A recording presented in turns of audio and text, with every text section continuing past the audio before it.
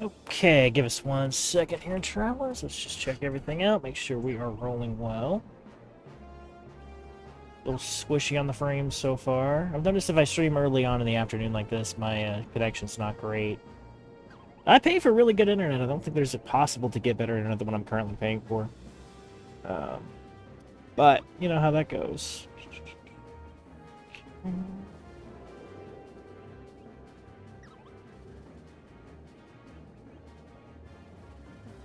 Okay. 5.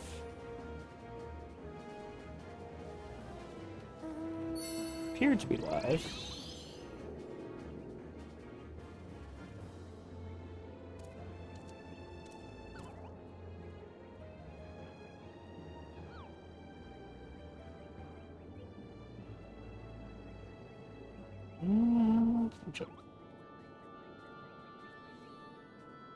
Okay, check the audio.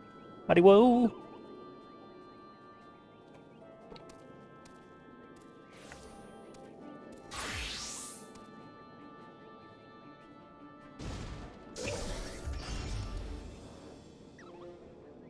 Okay, check the audio. So the audio is good. We are good to go. Okay, so today we are going to be doing some bonus stream content. We're going to be doing this for a while. We'll see how long it takes. We have a lot of things that we need to do in a very short amount of time, but I say very short amount of time. There's really no rush. Those of you who might be new to the stream, I am Ursa the Literary Bear. We are here to generally progress the MSQ and enjoy some stories along the way. Today, however, we'll be doing something a little bit different. We are going to be starting out our Beast Tribe dungeon, or Beast Tribe questing. Let's go ahead and get started on that. One of the things we're going to do the Beast Tribes today. We're going to queue up a lot of dungeons today and a lot of trial content for the various hard mode trials, it looks like, to get my relic weapon. Those are going to take a while. Mostly, excuse me, because I am a DPS, and it takes a while to queue up for some of these DPS trials. So while we're working on the Beast Tribe dungeons, we're going to do these in the background. Now, most of the DPS dungeons are not voiced, or DPS dungeons. Most of the, all of the DPS dungeons are unvoiced. Most of these are unvoiced. I'm going to have to do a lot of reading today, which is pretty par for the course, but I feel like last stream was mostly a lot of me letting the other, letting the game sort of fold out. This is going to be a little bit more involved. Here we go, without further ado. Oh, Ursa! A task for you, Sezel has. In Sezel's crew, mechanical engineer by name of Bozo Edwan, there is. Left camp to acquire component materials for engine, Bozo did. But return, he does not. Without vital parts for propulsion system, continue with construction we cannot. Squawk! Have Ursa search for missing Bozo and drag him back here, Sezel would. Went south, somewhere to south, engineer did, yes. Somewhere south. Okay, so it's a little interesting because we are gonna have to swap back and forth between a battle class and a crafting class for this one specifically. Or that. Looks like the microphone can't be used right now. Try again later. Yeah, wish it never was actually. All right, let's carry on.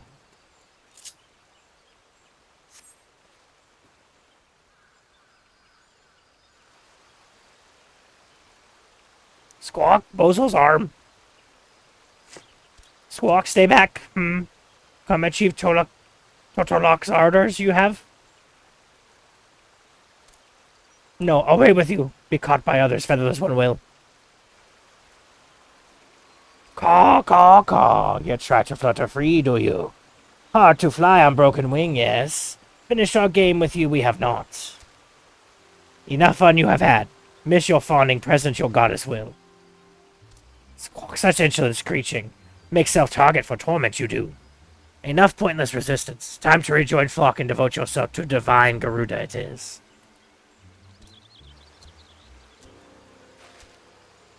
So where did you come from, No Feathers? This one's pet, are you?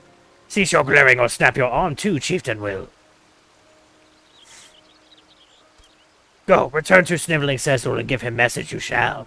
Cease his skulking about in forest he must, or find himself a crew buried beneath boughs he will. Answer now to goddess all Ixal do, divine Garuda, terrible and beautiful Garuda.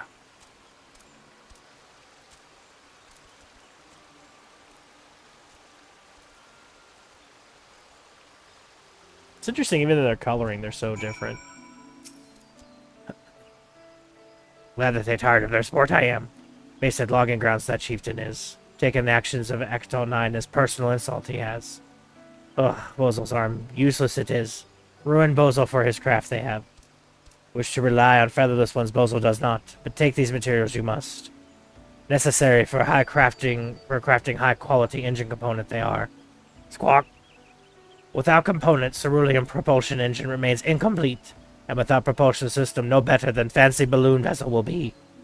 Artisan you are, yes. Leave this task in your hands, Bozel shall. At place your people called Tree Speak Sable will find well-equipped workshop you will. Unlike Bozel, no need for sneaking in and using at night you have not. Burn like fire, Bozel's arm does. Go, featherless one. Must do what Bozel cannot. That's actually extremely sad. So just a quick refresher. The Ectel 9 are a not so much, I guess, I suppose peaceful would be kind of a thing. They're just a tribe of Ixal that kind of want to be left alone, honestly, by all parties, to do their own thing, to craft and to enjoy the skies. That's what they want to do. And they're being ostracized by the more reigning, overwhelming majority of Ixal, which are all sort of enslaved to Garuda's will. So that's what we just kind of witnessed. It sounds like they broke his arm so he couldn't craft, which is very sad. Greetings! The crafting facility here at Tree Speak Sable is primarily for the purpose of forging tools for the stable hands, but our doors, assuming we had any, are open to all. Ah, I see you have some quality materials you wish to process. Our workshop may not be located in the fanciest of establishments, but I will personally vouch for the integrity of each and every piece of equipment. Now, having inspected your materials, I believe that I have calculated the optimum amount required to craft the components you have in mind. I shall hold on to the excess while you work with your synthesizing magic. So almost every time, he's gonna have to have these on. They look dumb, they suck, and they are the worst thing about this, and they're the only ones that did this. I really think they need to just remove this from the game. I think it would be a really quick dialogue change. They could remove this from the game, and then you would not have to worry about just the gloves. The actual crafting I like. It's just the gloves are a problem. But anyway, should be relatively easy. And there we go.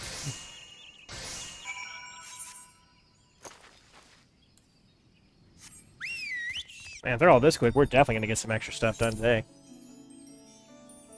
That was wild how quick that went through.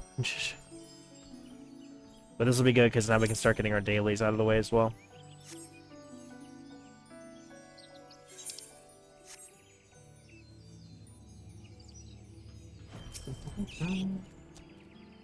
Squawk worried for Ursa says it was. Returned and explained all Bozel did. Snapping of bones, nasty chieftain's threats. Prevent Ursa from crafting opponents, Sezel feared he would. Yeah, he's not smart enough for that though, Sezel. That's the problem.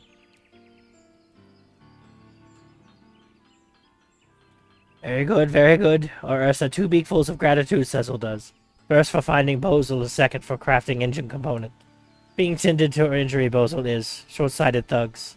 They can pray all day to goddess, but grow back flying feathers it will not. Yet air and abundance they have, right there beneath their own eyes, Squawk. This goddess, you speak of worshipping the primal Garuda, yes? Worship, yes. No means of mechanical propulsion have balloons. Slave to whims of wind they are. The control direction of their vessels make use of enchanted air stones they do. Infused with blessings of Garuda, these artifacts are. Stones create wind moves balloon. Simple concept, but efficient and effective it is not. And it's always costly, gifts of goddess are. Feathered demon, promise Ixal much goddess does, but work only to satisfy Garuda's cool desires, for Sezel's people do. Answer their fervent prayers, goddess never will. This is why Ectal broke ties with Garuda. Rely on own skill and perseverance we shall. Prefer to adopt featherless one's own technology we do. That explains the hostile attitude of the logging grounds, chieftain. He sees the Ecto 9 as heretics and portrayers of their own kind. Yes. Think us worse of kind of Ixal they do. Caw, caw, caw. But also intend to lie at feet of Tataramu's chieftains we do not. We shall fly. Fly beyond the clouds. It take much more time now, it will. Wait until Bozo's arm is healed, we must. Draft technical designs for Dezel Qualan. No one else can. Cecil, if you need someone to draft airship designs, then I am your Lalafell. Training you say you have, but what of patience, of dedication. Regret making offer lightly you will. I am serious as I have ever been. In fact, I have already started drafting improvements to your engine assembly. By incorporating my ideas, I believe you can reduce the weight of your propulsion system by 20% while still retaining its current power output. Toy with our dream you must not. Should Cecil's design be flawed, use skin for covering vessel's wings, Cecil will. Tataramu draws designs and Ursa crafts components. Very odd indeed Cecil's crew has become. Squawk, so be it.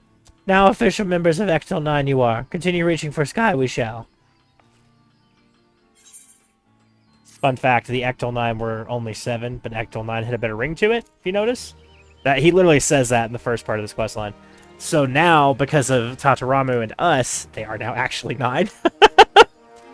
So, well, it's a fun little thing there. This is one of my favorite, really, quest lines in general. But I love that you can see this coming together as you go about it. It's very cool. Thanks to your diligent efforts, construction of the Dezel Qualan's tail assembly has begun. Continue assisting the Ectel 9 to see the airship hybrid reach completion. Your mom.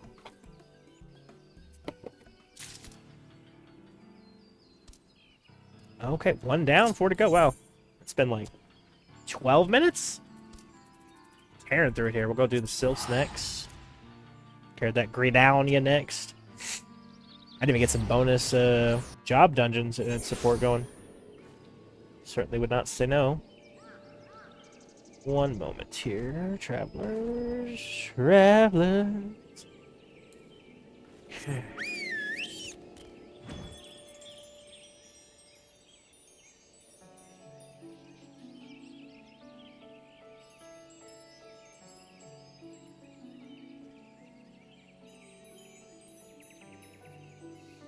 And back to this. Let's get over there. Get over here. Haven't done any more fate grinding. I went to bed last night after the stream. So tired. But we have gotten a lot done in general, so happy for that. Say Paladin probably needs the most in terms of experience line.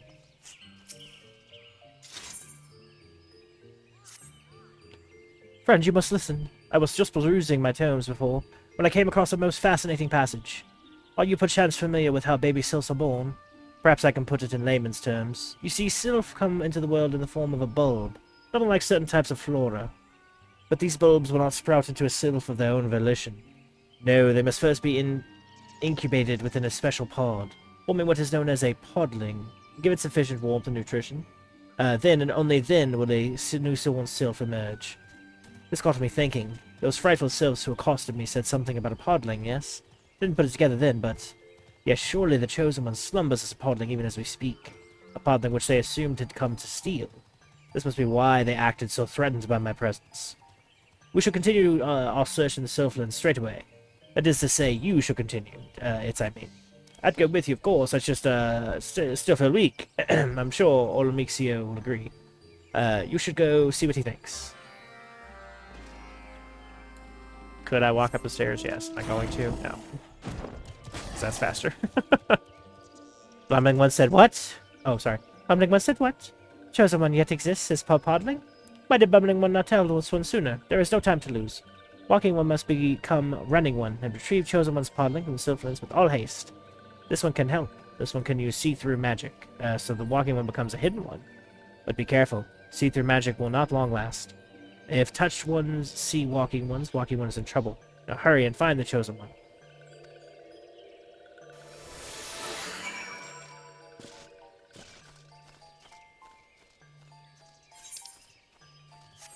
Okay. Already passed the fragrant bloom? No. This is my least favorite kind of quest line, by the way. Ones that make you, like, locked into a certain stance. And honestly, when you're taking things a lot slower, like I have been for this particular run-through, right? It's not that bad, right? Because you're meant to be stopping and smelling the roses, or I guess the fragrant blooms, as it were. So put it that way, it's not so bad. But I remember just being so agitated by this the first time I did it, because I was just like, oh, I just want to clear this. I just want to clear it, you know? But when you do take your time, like I said, it does open up a lot more appreciation for little things like this.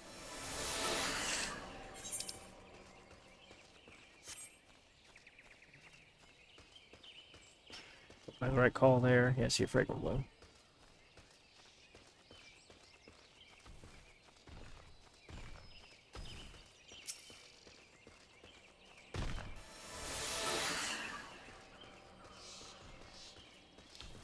I think if you bump into something with this on, you still do get seen, so I'm just trying to avoid, like, directly touching something.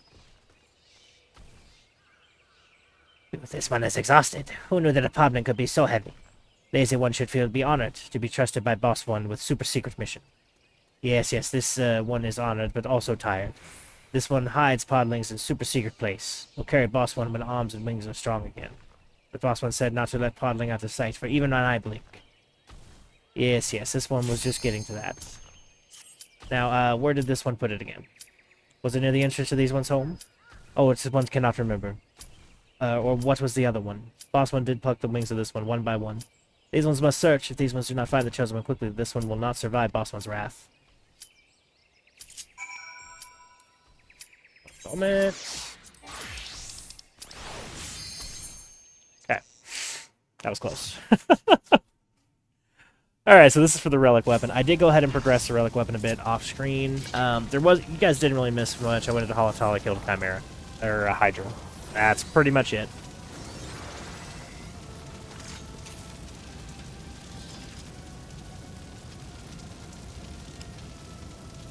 I think it might be somebody's first time. Oh, guess not.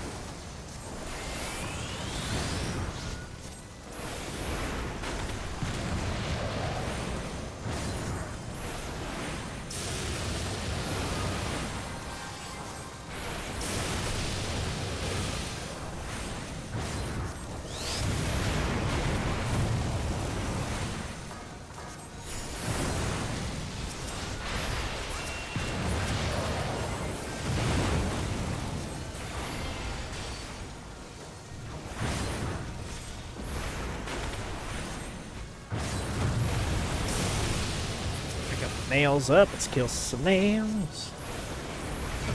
Nail! Ow. Rude.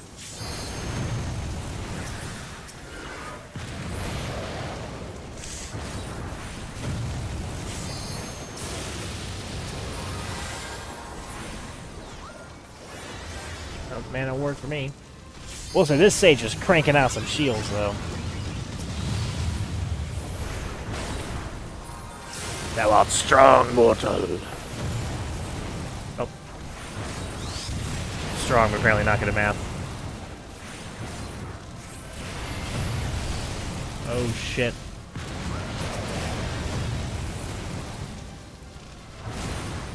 There's a whole lot of explosions there.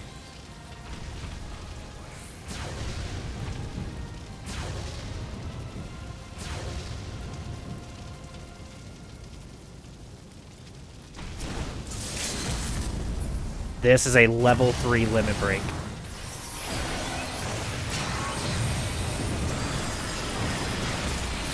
Drop the motherfucking meteor! I love it. You don't get to do that very often. I very much do not regret it.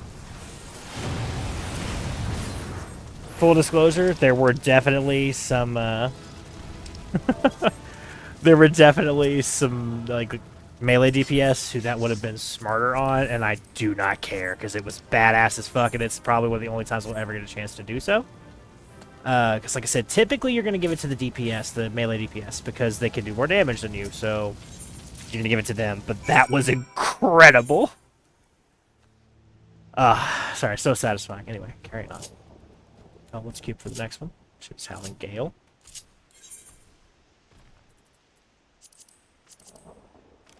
Excuse me. Chew that puppy up, and we'll just stay as a black mage till we turn in. Or maybe just in general. There's not a whole lot of experience. The paladin needs it more than the black mage, certainly, but honestly neither one of them are, like, hard up for it.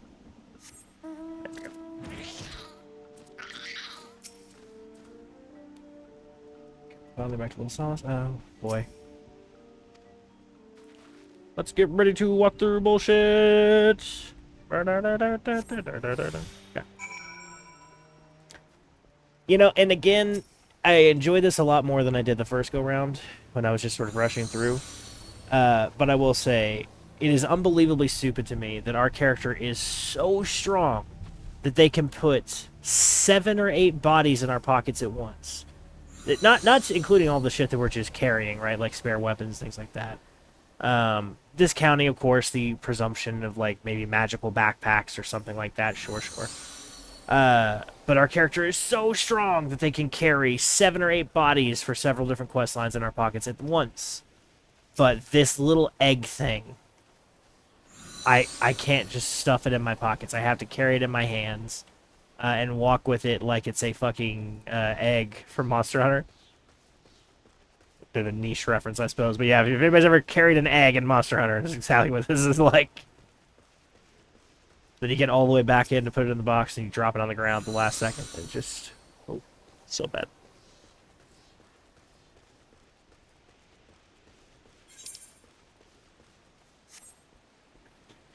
Beautiful water.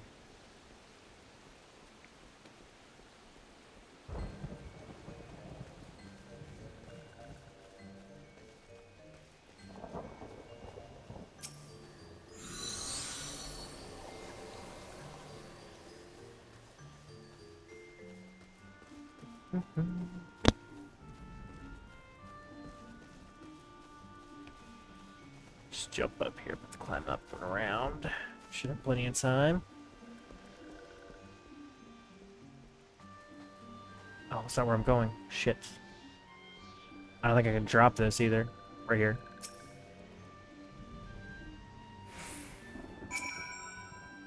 There we go. Would it truly be? Chosen one's paddling. Good show, friend. Why is it every bit as beautiful as I was expected from the tales? Thrice the size. Brave one has done it. These ones cannot thank Brave One enough. By keeping Chosen One out of hands of Touch One, Brave One has saved these ones. No, everyone in Eorzea from a thundering demise.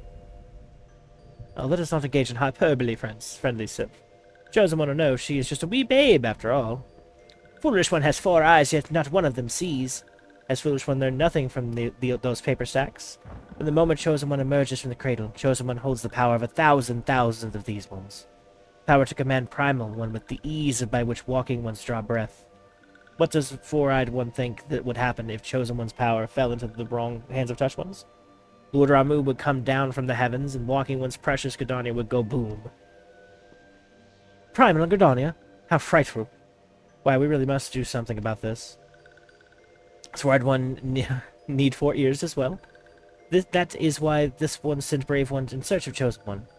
What matters is that Chosen One is safe now. Under these one's care, Chosen One will be raised in little solace, where Chosen One will know only peace and gentleness. If raised properly, Chosen One's great powers will bring comfort and solace, not destruction. This one, all of these ones, will see to that. But Brave One must be wary. This one's enemy will not give up so easily. Should Touch One's return for the Chosen One, this one would ask for Brave One's aid. You shall have it, Frixio.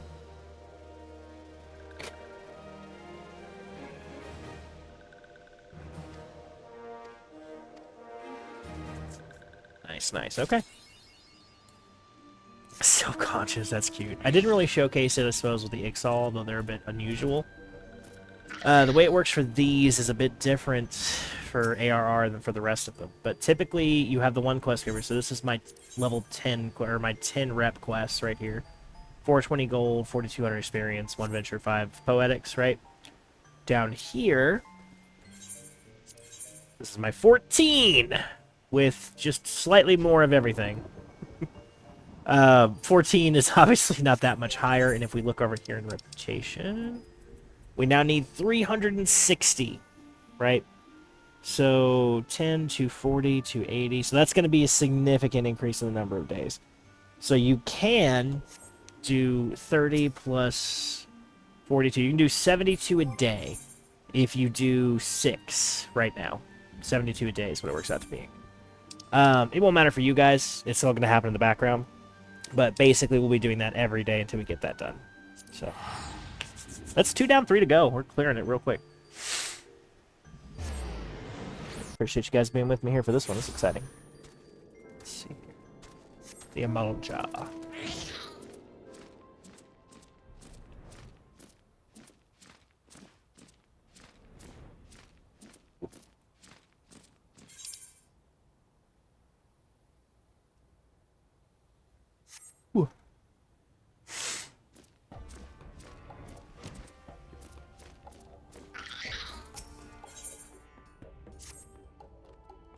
Do you know of Forgotten Springs, the Makote settlement found to the south in the Sokoli Desert?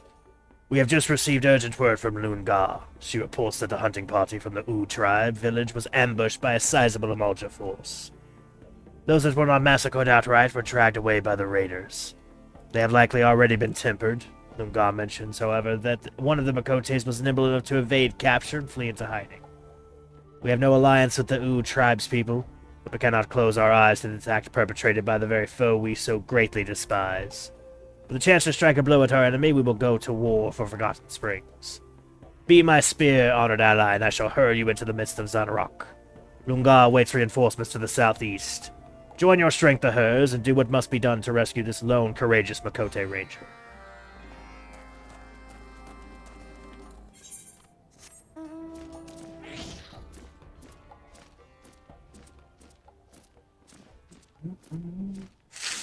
I really like the Amalja questline, because they're just, like... It would be very easy for the game to just make these guys, right? Just all of these. Just cartoonishly evil, right? Just so cartoonishly evil they had no personality. But they didn't do that, right? They gave them, like, their culture. They developed them a culture. They are not just, oh, big, scary, honking lizard man with staff, right? That's not what he is. He is an Amalja. What does that mean? That means he has a god. His name's Ifrit. He make him big, scary monster lizard man with stick. Sure. Absolutely. Gotta have that. It's a game, right? Also, just that's how life sort of works in general. But you got the blue boys over there, who are honorable and, like, valiant, and will not... They want to fight, absolutely, but they don't want to pick on the weak to do it. They're kind of like Saiyans, honestly, in that regard. But either way. Gods be good. When I requested reinforcements, I did not expect the warrior to send you. And just as before, you are too slow to respond. When I sat here, grinding my teeth in frustration, I watched as the Flame Fangs discovered the Rangers' hiding spot and hauled her off to their encampments. The encampment is their forward base. As such, the place is awash with alert and wary soldiers. The two of us would fare poorly against such numbers. Without a cunning plan, that is. You, my eager outsider, will have the use of my mount to sow a trail of chaos amongst their ranks. Listen carefully. The Amalja like to stockpile the oil that they use to light their watchfires and such. Seek out the barrels and tap the Drake's head, the command for him to spit a gout of flame. The resulting explosion should be enough of a distraction for me to slip in and free the captured Makote. Once you've freed yourself out of angry Amalja, meet us beyond the cage, beyond the edge of the camp where the desert begins. Can I fly? Nope.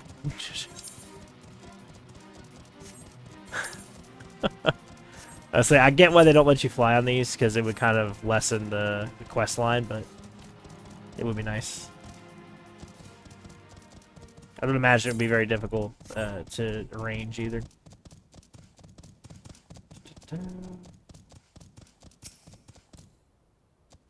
Closer up, sure.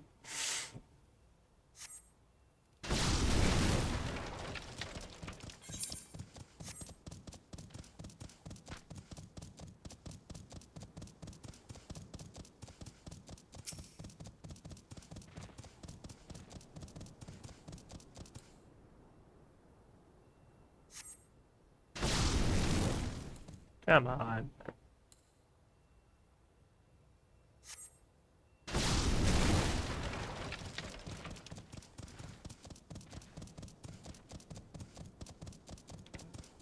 Go.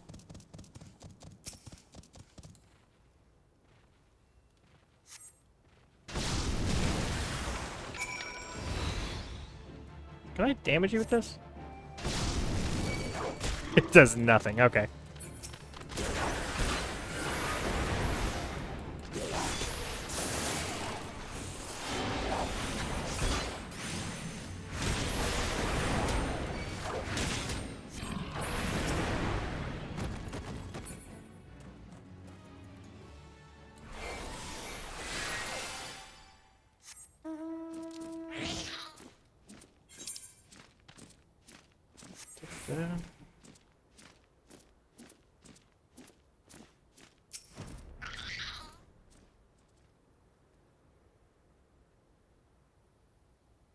Even riding a drake, you still somehow managed to arrive last.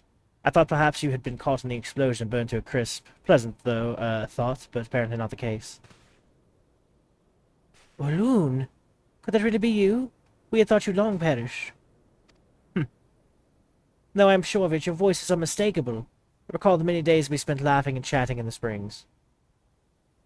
Don't know you or your damnable springs. I am Loon Gar, a warrior of the Brotherhood of Ash.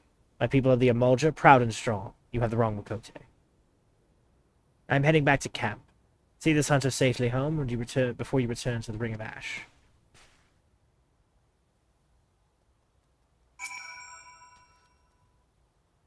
No escort will be necessary. I am a hunter of the Yule tribe. If I cannot cross the sands alone, I do not deserve to return at all. I would, however, have you visit the springs in any case, adventurer. There is more to your friend Ulun than you should know. Excuse me. Speak to the leader.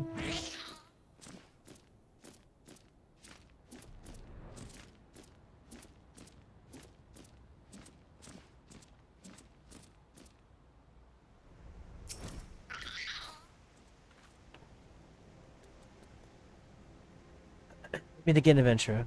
I need to tell you what who your companion really is. Tell you that your companion is, without a doubt, the little loon I used to know. There must be some pressing reason for her subterfuge. Many of our tribe are close with Ulun. They may help you understand why Ulun hides behind the mask, and how you might best help her. I had a hard time reading today, apparently. So glad it's Friday, though. So glad. It is Friday, right? Yeah, it is. Think about it. Ulun, of course I know her. She was my blood sister. We were both daughters of the former Nun, though our mothers were not the same. You find my choice hence confusing. She is dead, stranger, slain alongside her mother more than 5 years ago. Did not witness the incident, but I will never forget the sudden pain of their loss. Interesting.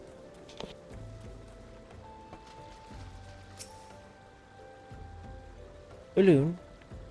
Yes, I remember the name. She was a quiet girl, too timid to even slap at the biting desert flies. Lizardmen took her away from us, and for that I shall never forgive them.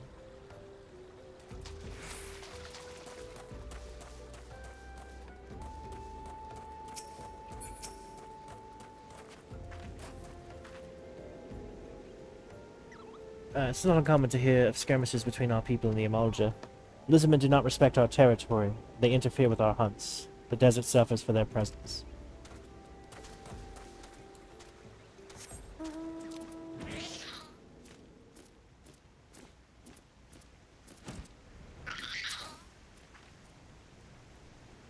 It is said that a hunting party was set up by the Emulja. Many of my kin have not returned from the sands. Must the tragedies of the past be so faithfully repeated?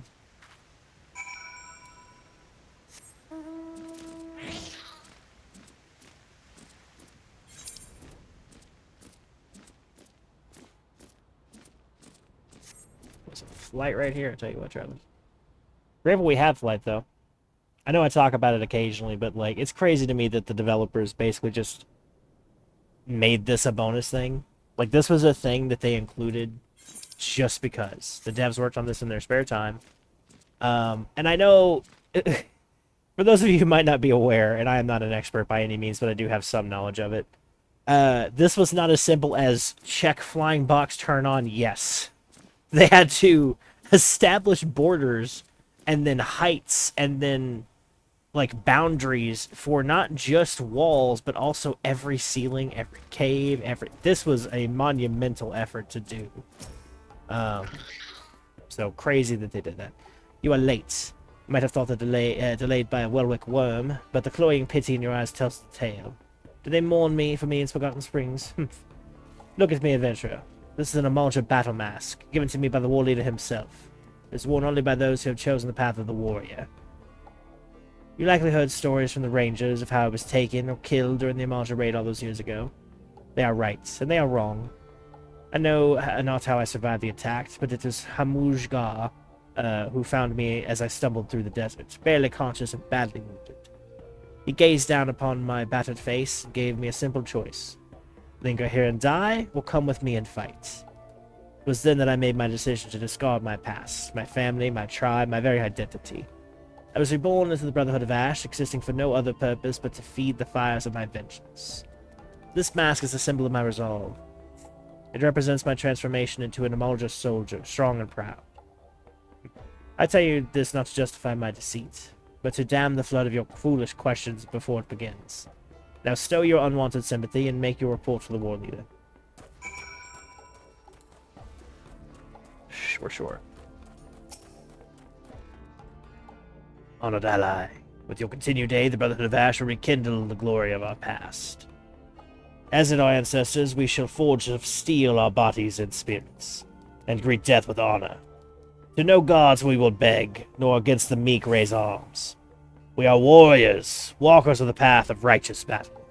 We do not kneel to claim our strength. Live by these words, and your soul too shall burn as brightly. Ujga, a pleasure as always. Another thing, didn't mention it before, but as you progress in the Beast Tribe quest lines, you will also receive the ability to buy extra things. Do we have currency yet? I don't believe so, even if this guy, let's see. Do you give currencies? No. So Beast Tribes do have currencies. These are what they are. I guess it's the 3rd tier and up will give you these currencies. Those are used to get things. It's pretty. I mean, it's money. You know, it's just special beastie money, right? But it's the same basic concept. And now we go to the Sahagin. Of course, we'll be saving my least favorite for last. Those of you who've been following the channel for a while, you know of my disdain for kobolds and all kobold kind. Moment, actually. Let's go ahead and go turn this in, just so I can say I did. So we'll unlock it.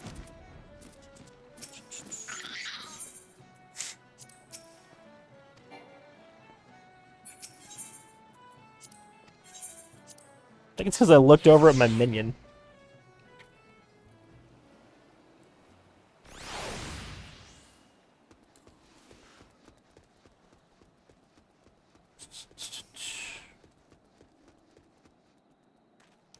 Ah, adventurer. Coming in a moment too soon. The siren has holed herself up in a lantern chamber atop the structure. The most direct route would be through the front door, but I fear the siren is already wise to our intentions, and has posted the most formidable of her thralls to guard the entrance. Our only hope is to breach all foes' defenses and attack from below, through the flooded cellar. If you cannot win this battle, or for us, I know not who can. Go forth, friend, that fear of Cirrus may shine bright anew.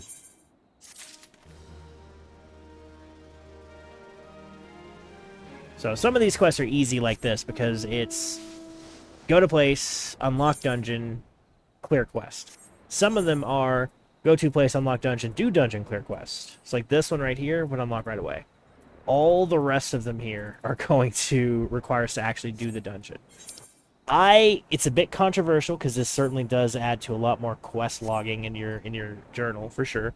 I actually prefer the second type, the have to go back after the dungeon, because I feel like they have better stories. But that's just me personally. The tide brings ill news, Shorewalker. It seems the cold tridents in their finless pets, the serpent reavers, are even now swarming another vessel off the coast of western Nocia. But there is still time. We must not let them sink this ship as they did the last. Should the tridents continue to agitate the water with such abandon, the Shorewalker Elder will surely bring their armies against us. Shorewalker, Ursa is it? I need you to become the rock I spoke of when we first met. Board the trading vessel known as the Swallow as soon as you are able, and blunt the thrusts of my foolhardy kin. We Sahagin are comfortable with swimming long distances, but you have not required physiology. You must speak with my son, Pa.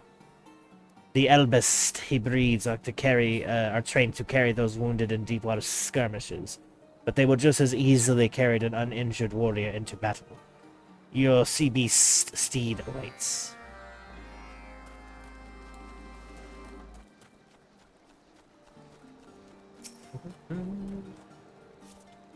The Clutchladder has told me of your need. The Elbest is the largest and swiftest creature in my stable, and should have no difficulty bearing you across the waves. Be sure you are prepared for heavy combat, Shorewalker. The coral tridents often bring their own sea beasts into battle. Ill-treated and foul-tempered brutes all, and speak not of the serpent reavers, though the description may be apt. Are you ready to ride my Elbest to the Swallow for this one? Let's do this.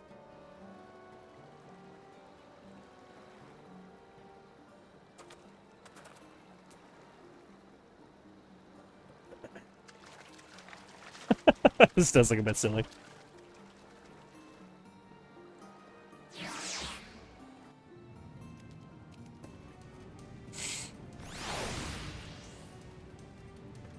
Okay. Captain. Oh, it's a person. Okay. Please, take whatever you want. Just let me keep my insides on the inside. Eh? You don't work for those marrow-sucking fishbacks? You're here to rescue me and my crew. Well, then I won't question how you reached us in the middle of the ocean without a vessel of your own. This proud lady is a Swallow, and I'm her slightly less than proud captain. We were, in fact, in the ignoble process of abandoning ship. If you truly wish to save our skins, then I might be obliged if you were to stall the enemy on deck while me and my men continue to prepare the lifeboats. Stall them how, you ask? Try chilling some of their black blood and see if that helps. Spill all of it. We can also just reclaim your ship.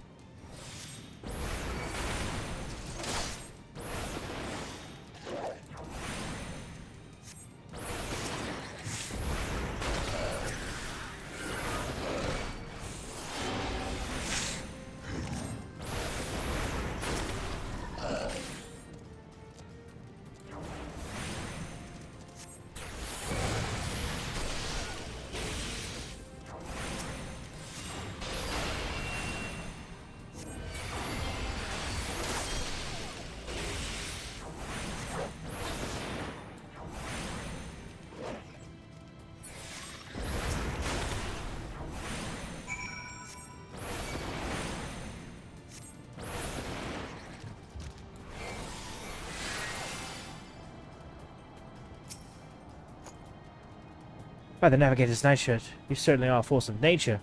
I was so focused on your deadly dance that I scarce noticed the lifeboats were in the water. As much as it pains my heart to lose my dear Swallow, losing my innards would be more painful still. Come, my brave lad, I can hear the tavern and aleport calling our names.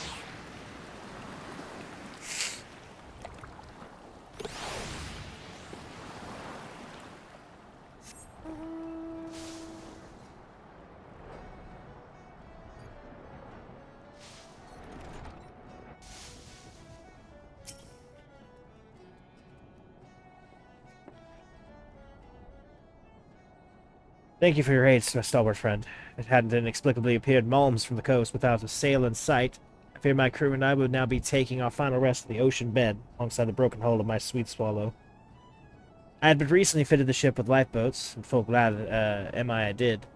It was the sinking of the trading ship not long past that prompted me to take such precautions. An awful business, that. Tell me, how is an honest man meant to make a living when the trade routes are thus preyed upon? How can mere merchants be expected to fight through a sea of slavering fishbacks? The ones that attacked us were so bold as to introduce themselves before clambering over our rails. The coral tridents, they said they were. Praised their leader, some manner of red-hued sea devil. A red-hued sea devil? Look at this dude. Oh, this might be a woman, actually. Pray forgive my outburst. Stormington Uru Kaguru, at your service. Captain of this vital importance. Do you recall exactly which red hue the Sahagan to describe the leader? Wouldn't happen to have been scarlet, would it? But now that you mention it, I'm fairly certain it was scarlet. If it were, if it were crimson or carmine, I'm sure I would have remembered. The merchant captain must keep abreast of such details, you understand. 12 above. The demon rises from the depths once more. There's something terribly amiss, Lieutenant. Some 15 years ago, there was once a Hagen pirate of such cruelty, such depravity, that he plunged the entire region of Western Ocean into gibbering terror. The hands of the stoutest sailor would shake at the mere hint of his shadow in waves. Truly he was a monster that froze the hearts of men. Even the knights of the better Kutas were powerless to halt this villain's rampage. So much delight did he take in the act of slaughter that the white coral necklaces he wore were stained perpetually red with blood. Thus was the beastman whispered of in the tavern rooms as the Scarlet Sea Devil. 'Tis been so long since the name's been uttered, I thought him perished of old age. It appears the horror lives on. These are dark days, my friends. I must return to Camp Skull Valley and report this development to the Commander Falkbreed at once. Well, this sea devil fellow sounds awfully unpleasant, doesn't he? Perhaps losing my ship was not the most terrible fortune, after all. I managed to save some things from the hold before we fled. I would be honored if you were to accept a small token of my gratitude. It is not, alas, a sack of bulging with coin. You will, however, find no finer friend than these oranges for fending off illness on long sea voyages. That's more oranges. Right. That's actually true as well, historically. What's this? Didn't I just do this?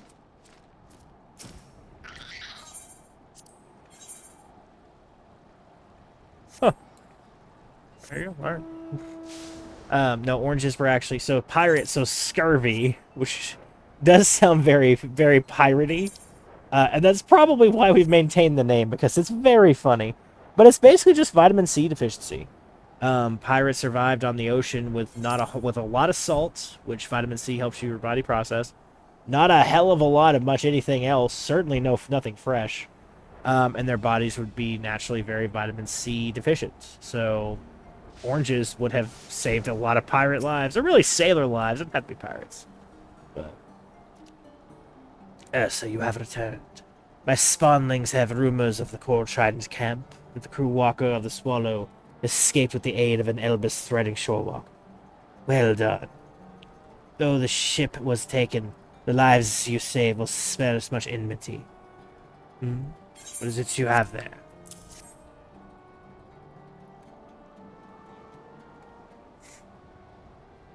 I've seen these, like this before.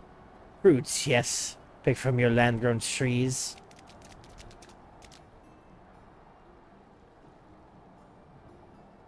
Clutch Father, what are those? They smell strange. Oranges. Do they taste as good as sea cucumbers? They are a gift from our shorewalker friend. Be sure to thank him, and share them evenly among your clutchmates. Thank you, shorewalker. Still so innocent, but I cannot shelter them from the world's harsh truths forever. What of you, Ursa? Have you any offspring? I imagine a warrior of your stature would have received many eggs from your matriarch. But you shorewalkers do not lay eggs, correct? Psh, there is much I am unfamiliar with concerning your kind. But there is also much of our people that you likely find mysterious. For instance, why have the Coral Trident suddenly come to prominence? 1 sec. Those who succeed in battle are vaunted amongst their kin. And with their strategic use of the Serpent Reavers, the Tridents have achieved a growing number of victories. Now you tell me they boast a new leader. You are certain of the name? Psst. This does not bode well for our plans at all. Did not expect the Scarlet Sea Devil to return.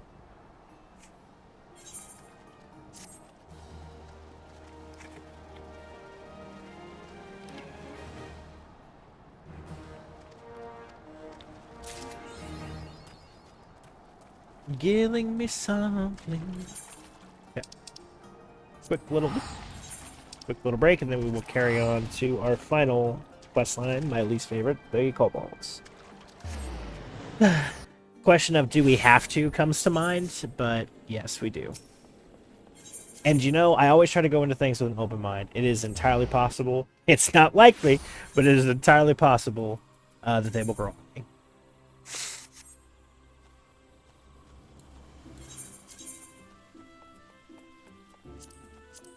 Real quick, I'm just going to check my training. Ooh, that's expensive, though. Okay, we'll do it. My training for the squadrons is done. So I'm just waiting to check in on my retainers, which I did right after the squadrons. So I know they're coming up any second now. Unfortunately, there is no other way now. This is still a good idea, even if there were. But there's no other way now to level up my crafting and gathering because I can't physically go to the places where these are harvested. And so this is really my only option. I suppose that's still cheaper than buying the 4 at 2,000. I typically only buy the stars, if you couldn't tell. Gobi, nope. This one, Alchemist is really hard to level. What else do I have? Hard silver, I either have that or I can acquire it. Rubelites, I have that. Hard silver ink, but I can make this though. Sand. There's a lot of this is capable of doing. Crafting method. Dommels I can't get because they're in an area that like they're those weird little humpy camels, I think. I don't know what else to call them, but I'm pretty sure yeah, they look like humpy camels. Get one high quality piece of that ink. Crafting method. So I still need Dommel leather. If I can get Dommel leather, I can still craft this. Just need 2. Perfect. Okay, so now we need to get out Rubelites and whatever the other thing was. Perfect timing as well. So we can do this. Ooh, look at that. Cool looking axe. Alright. Oops. Some adventure, quick exploration.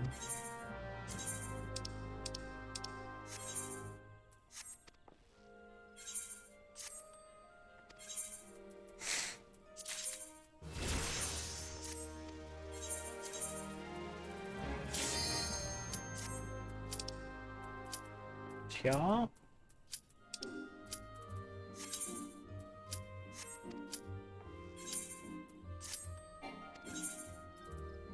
Somebody else will trip. That's very exciting. That's very much exactly what I would want if I had to pick the door.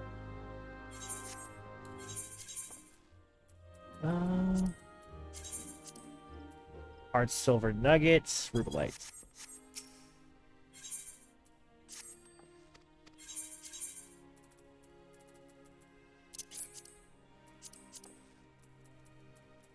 Should not take long for this to come back up. Nuggets. Nugget, there we go. Okay, Alchemist.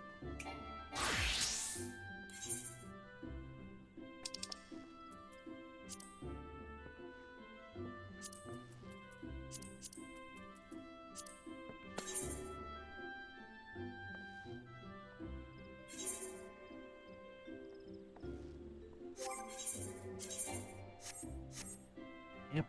Okay, let's start off with muscle memory. Or, yeah, we'll start with muscle memory.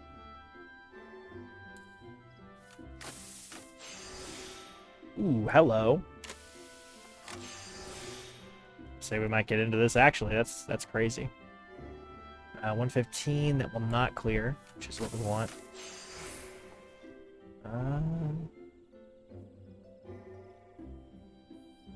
57, that will not end it, right? No. It should put me 1 step away. 57 plus 16 would be 3 overs. Yeah. That should do it. It's not. One more after this. Okay. Alright, so now we know that. Clear this, and then we'll do just as much as we can for quality. Saving the last touch for the big finale. Let's observe one. Can observe one more, yeah? Yeah. Nope. No luck. Oh, and it wasn't under the innovation window. I'd have been better off going with the other.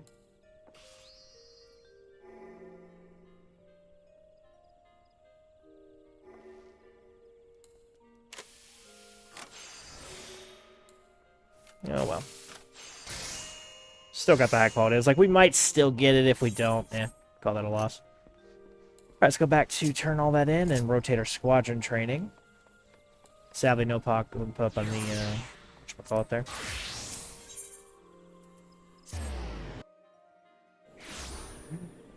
I promise I'm not just doing this to procrastinate the kobolds. Side benefit, but it's not just for that reason. Company. Vision mystery. That's the 5 at least.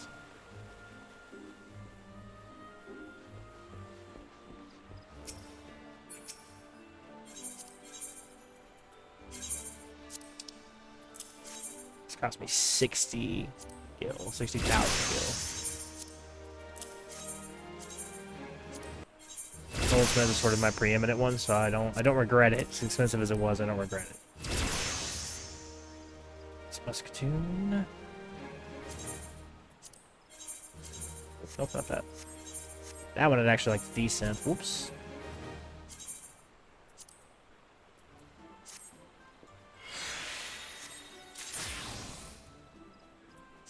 Fire clusters, that checks out.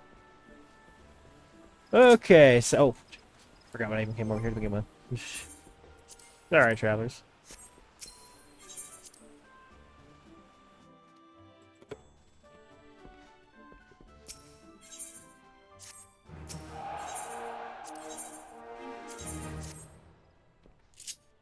We're just going to set another alarm for an hour from now.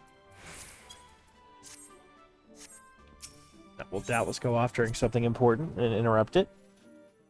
Which is always great. Okay, so now that that's done, that's cool. Go ahead and go back to the kobolds.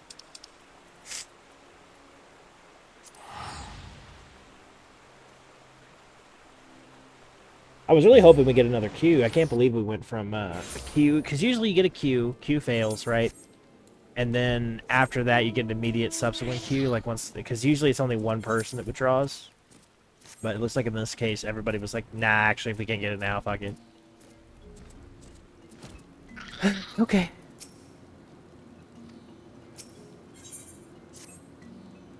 Here we go. Oh, adventurer, do me the honor of your company for a moment. Yes, yes, let us speak for a while.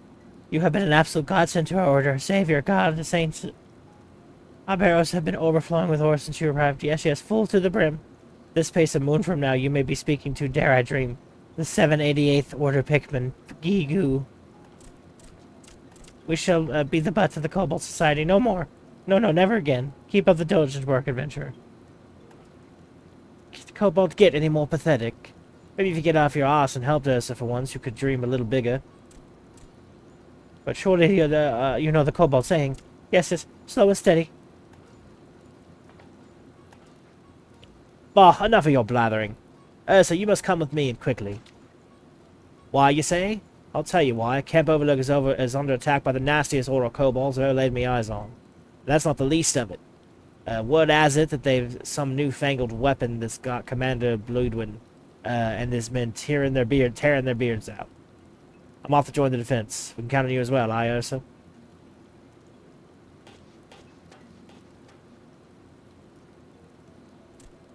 Cobalt attack, how terrifying, frightful, horrifying, terrifying. What is it that angers them so? Yes, yes, I wonder.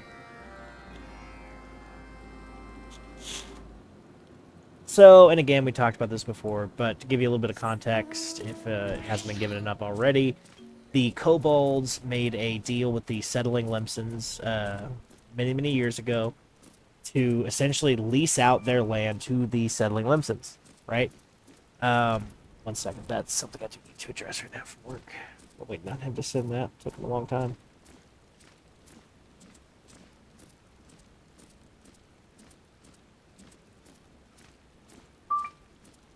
It's a work thing.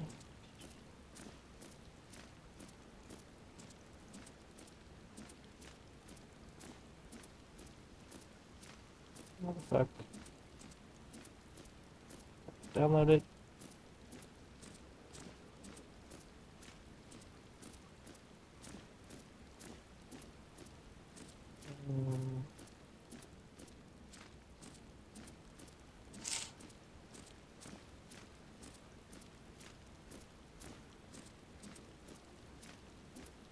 There we go. Do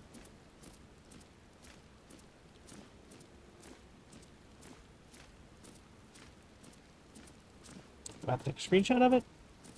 I'm so sorry. This was supposed to be a quick little thing, but it's taking forever.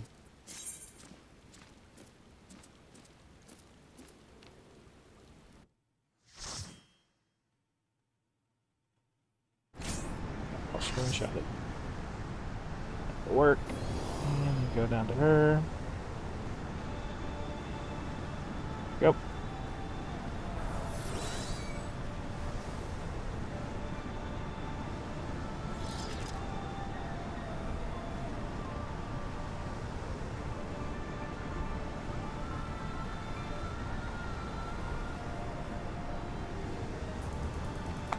Okay.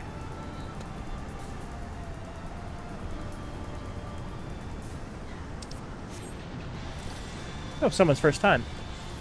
Exciting.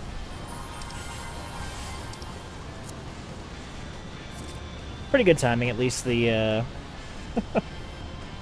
thing happened as we were queuing up for a dungeon, so there wasn't a whole lot I could really say.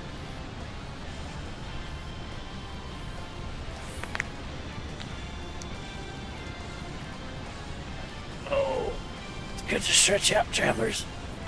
When you're old like me.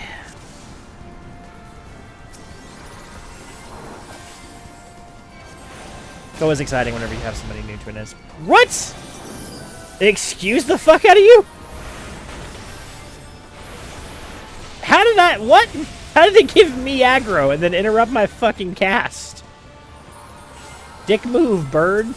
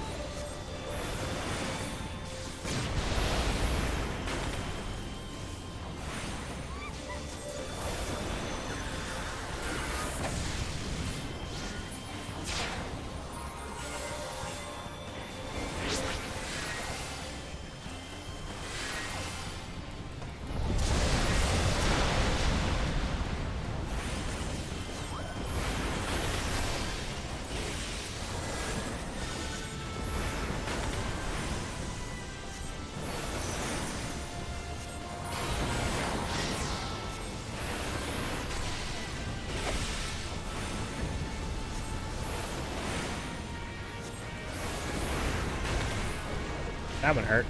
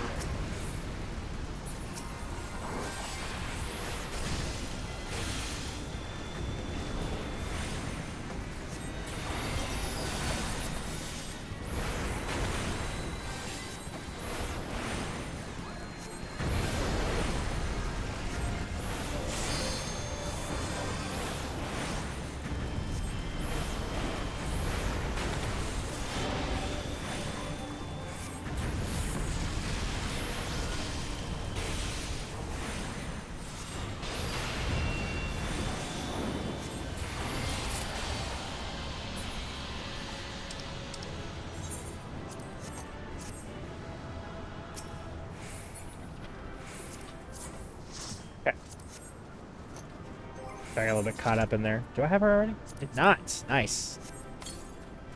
So we got a card out of it.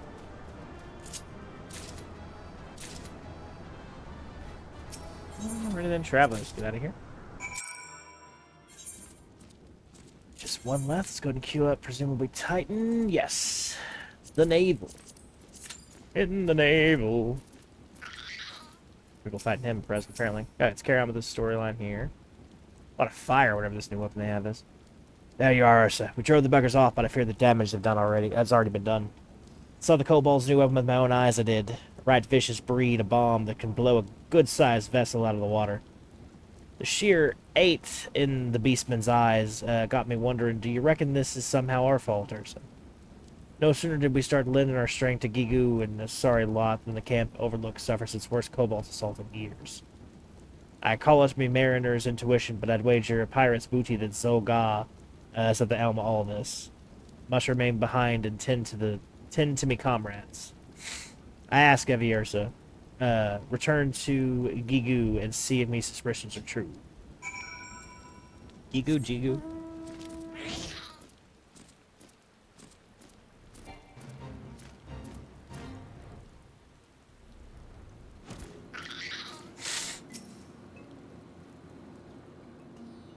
Losses your camp suffered. This is a pity, a shame, a crime, a pity. Good things it was not us. It was not us. Yes, we are lucky indeed. A secret new weapon? Such rumors have come our way before. Yes. One of our acolytes overheard Zolga speaking of such just a thing. You should seek him out. Yes, you must speak to Boga or Bogo. But I warn you, he is an odd one. Curious, eccentric, odd. As opposed to most kobolds who are, downright normal. It's probably not reasonable with bombs. He is pretty odd. Boga has been awaiting you. Expecting, anticipating, awaiting. Zolga's furnace is firing, and you seek Boga's aid. Yes, you do. Zolga's furnace spits out bombs of prodigious power. Brilliant bombs, breathtaking, beautiful brilliance. And Boga is an old friend of Zolga. Yes, old friends we are. But Boga will help you. Yes, he will. Why? Because Bago enjoys nothing more than watching things go kaboom, kablam, kapow, kaboom. Ha ha ha ha. Bago knows the way of the 13th workshop, deep in the bowels of the Ogamora. Yes, Bago knows a hidden passage, secret secluded, hidden. The passage is guarded closely, night and day, yet Bago has friends in high places. Yes, he does. Bago will gather his lovelies, his beauties, his dearies, his lovelies. You will go ahead to the Northern Lake and seek out the Gazi. Yes, you will.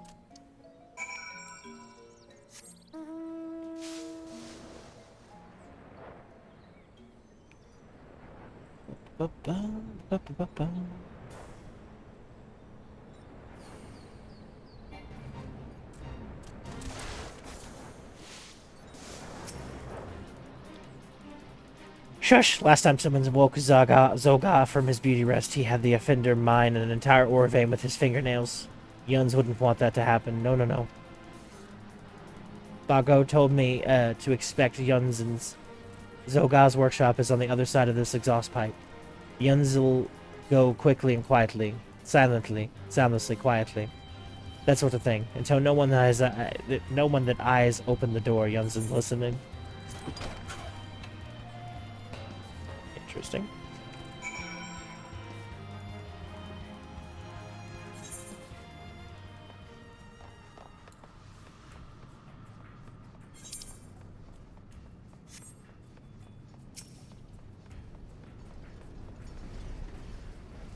Bago has come to his lovelies with him. Yes, we have arrived. And yes, what is this?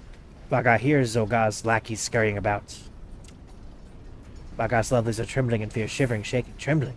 This will not do. No, it will not. You must seize Zolga's men before we have our fun. Yes, you must.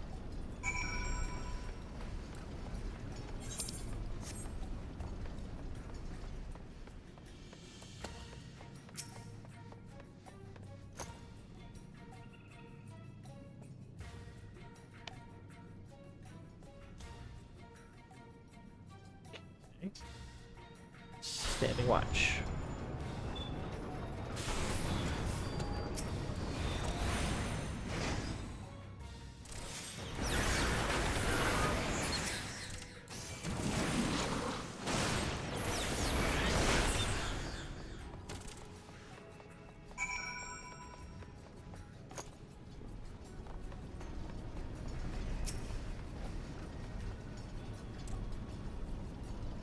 Are you ready, my lovelies? Yes, yes, you are. Take them and gently place them in the furnace. Sweetly, tenderly, gently. Then stand back quickly. Yes, yes, with haste.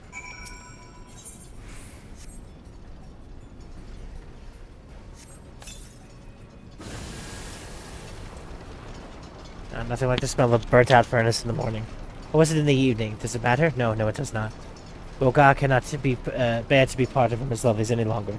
His heart weeps, cries, weeps. Yes, yes. We must leave as we came. Before that thing explodes.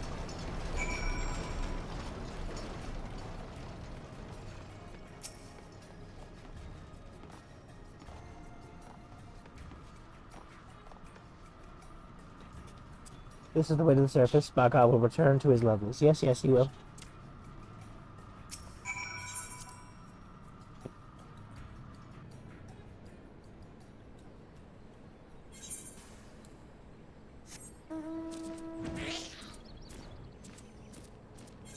Okay, with that, it looks like the second part of the Cobalt quest line will also be done, and that'll put us all at recognized. Better recognize. Da-da.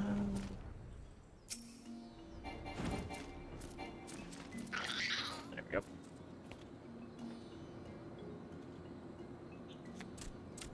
My ears to be believed, adventure. Zolgar's furnace sputters, fizzles, smoke sputters. This is you and Bago's doing? Yes, yes, it is. Brilliant work, Ursa. With their source of ammunition knocked out of commission, I reckon the 13th won't be coming back to wreak any havoc on Camp Overlook anytime soon. We've only begun the fight. I will not rest till Zogar and his lick spittles have driven out of Gogomor entirely. Who's with me? You? Have you gone mad? Balmy, blimey, mad? B! What a lovely surprise, a pleasure, a delight, a surprise. Who's this? Oh, my beloved BB. How I have longed, yearned, pined, longed to look upon your delicate whiskers, your dainty paws. Kigu, you and your friends sabotaged Zogar's prize furnace, yes? You cannot fool me. No, no, I can see it in your eyes. Aye, the girl's a sharp one. Zogar's on a rampage, a fury, a frenzy, a rampage. He says he'll find the culprit and toss him into the vat of acid. He will kill you, Zogar. Yes, yes, he will. But I'm too young to die. Yes, yes, I am. Then you must abandon this madness and flee this place. Run, take flight, flee. Yes, I think I will. It was nice knowing you all. Good luck, goodbye, farewell. Are you out of your bloody mind? You've come this far and you're just going to leave your comrades behind? Take one cowardly step and I'll skewer you where you stand. Yes, yes, of course I will stand and battle, clash, brawl, battle. You have not changed one bit, Gigu. No, no, you are as weak as wishy-washy as ever. Can you not make up your own minds? You're right, B. Yes, yes, you are. We'll fight and then run. No, run and then fight.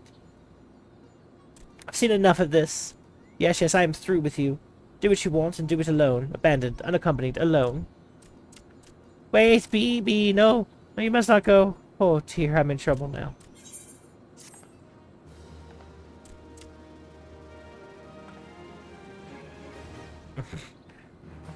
Okay, I will say, I was leaving room for that to enchant me at least a little bit. It's pretty funny that she's over here like... the fucking Rogadin lady's trying to teach him how to be, like, better for his lady kobold. I hate kobolds so much, this is one of the only things I have ever just honest skipped in the entirety of my experience with the game. That is how much I hate kobolds. It does not happen often that I'll skip things, but I just hated them so much, I was like, fuck it, I don't care about them at all. Not even a little bit. Not an ounce of care, as they say in Final Fantasy. But that bit's funny, and I'm actually kind of curious to see how this is going to go. Is that why the chieftain hates him? Is it because, like, he wants the pink one? Because he's got the purple, like, lady kobolds, but maybe he wants the pink one, and she's either in love with our little fucking annoying kobold man, or just, you know, something's there, and he's irritated by it. There's something there. This could potentially get interesting. I'll withstand the possibility that this gets interesting. We'll see. In the meantime, though, we are actually done with the Beast Tribe quests. So, next order of business, job quests. Let's see how many we can get done. Oh, nice. Okay. You've earned the right to call yourself a paladin, but how do others treat you? Do you recognize you for what you are? Remember that fancy swordplay and well-polished armor do not make you a paladin. You must be just in your heart and strive always to be an exemplar of true virtue. Once, not so long ago, the Sultan Sworn could walk in the streets with their heads held high. When they marched by, the small folk would look upon them with reverence and gratitude. And no one was more respected than the captain, my predecessor. When I first saw him, I was... Interesting. 1 second. I just got a text and somebody has text me. What?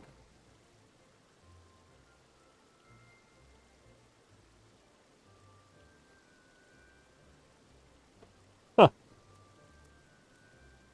See text to receive on a Friday. I'll just go ahead and restart this, I think. When I first saw him, I was still a child. My father had promised to take me to a local festival, but somewhere he took a wrong turn. Became lost and stumbled into a secluded back alley. Luck was not with us, because the next moment we found ourselves in the middle of a riot. Drunken hunters were firing arrows into the crowd, and we were caught between them.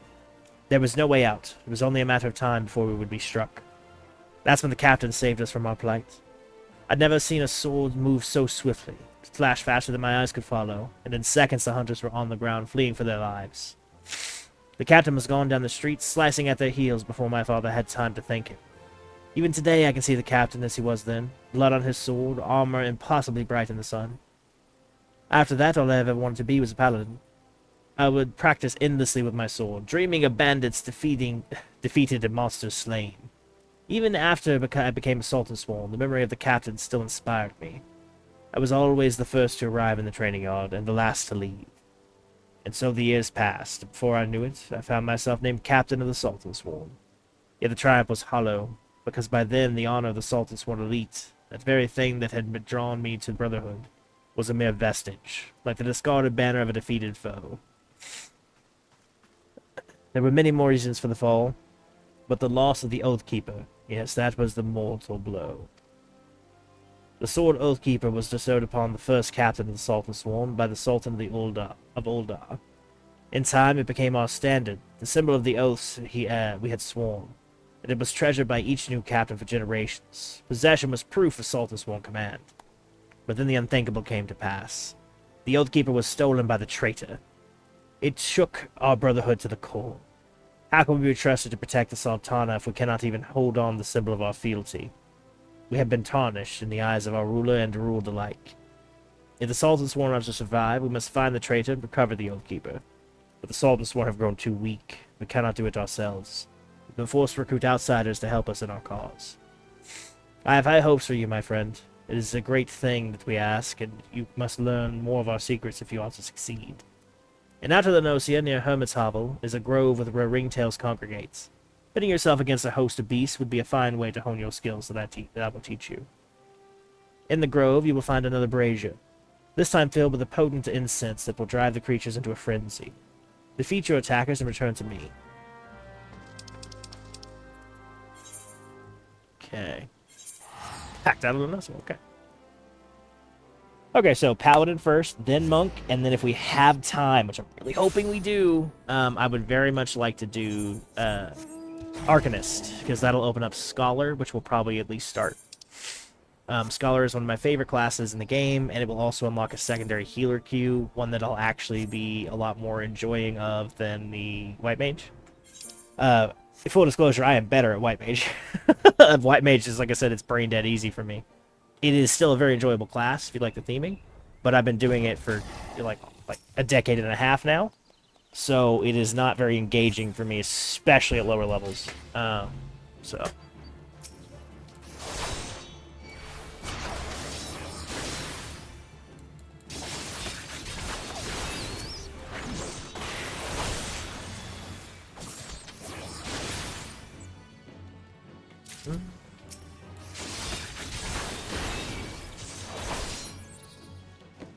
More takers.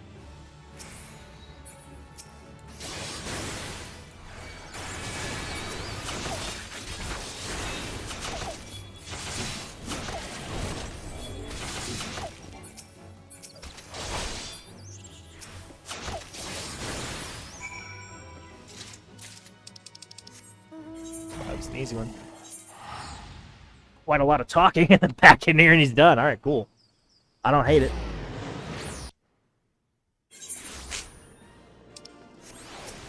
So we learned a little bit about paladins so far, it seems like.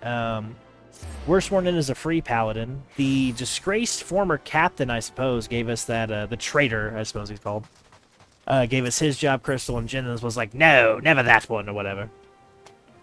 Well done. You've taken the skills I've taught you and made them your own. I still do not have a word of the traitor where the traitor is hiding, but I will inform you the moment I do. Till then, continue your training.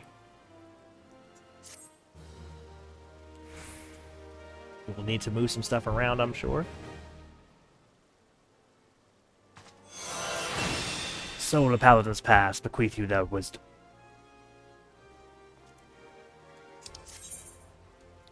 Okay, so we've now got that. Let's go ahead. Oh, that's really pretty, actually.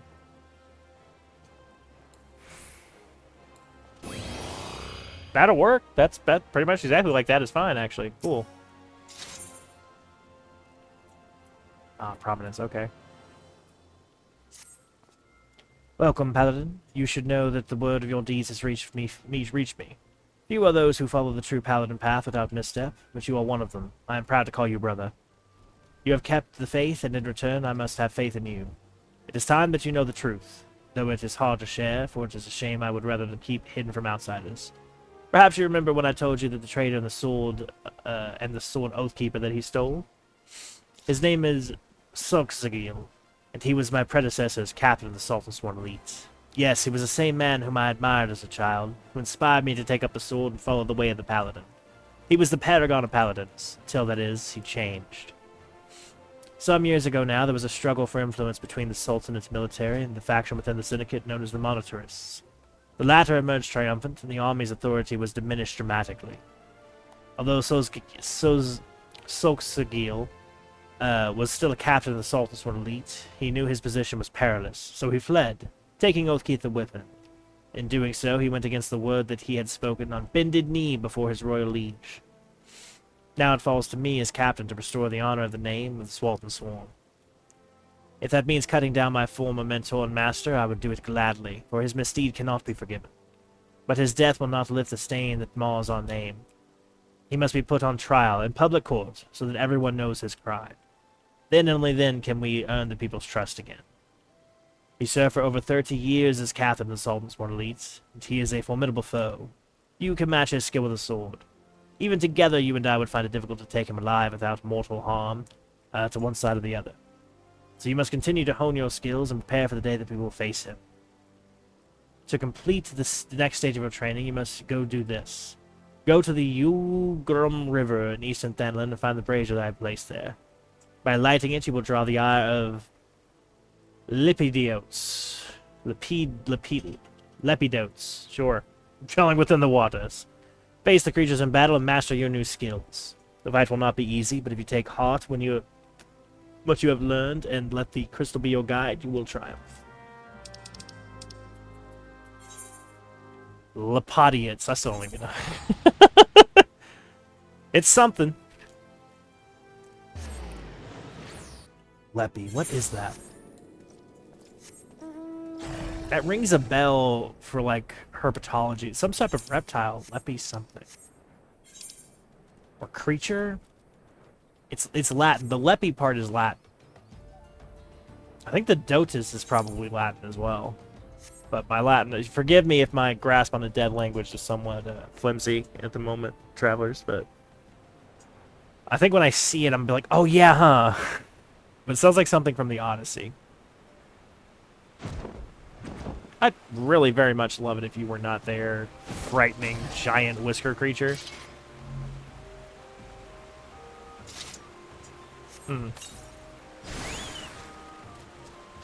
So we're trying to kill him before I go for this?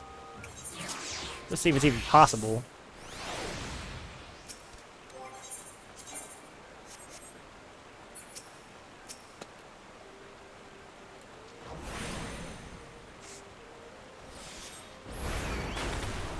He took 0.4 damage. He's dealing a significant amount of damage. He's possible to kill, but it's going to take a lot. I believe he's an A rank hunt if I had to go. He's certainly A hunt. I don't know if he's A rank or not, but he's certainly A hunt.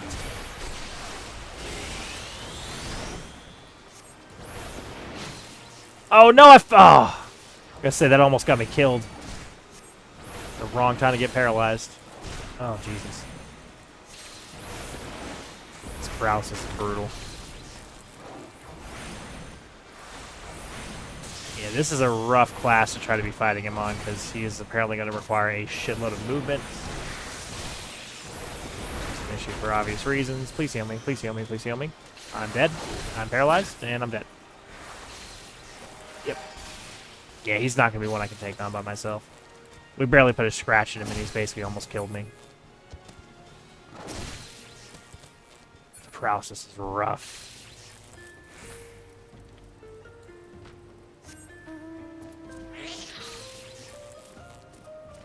30 stack paralysis. The thing is, like, I need to be right here. Like, he's right on top of where I need to be, and he's an aggro-y style. So he will attack the second he turns around, and that's very annoying. Fish. They're fish. That checks out. Okay.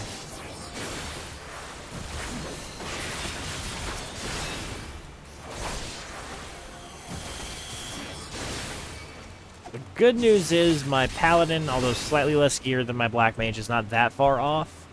And he does probably have more HP. So long as I don't die, we should be fine.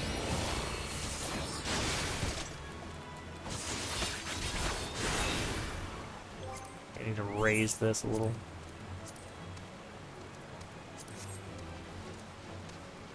Where are they?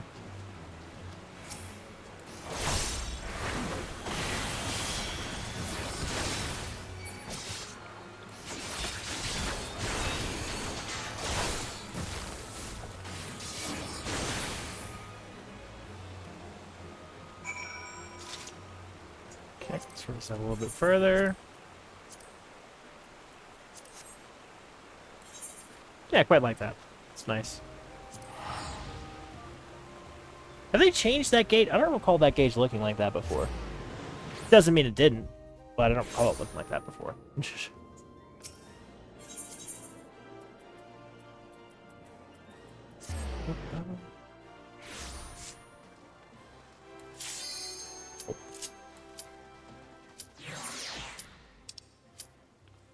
Come on.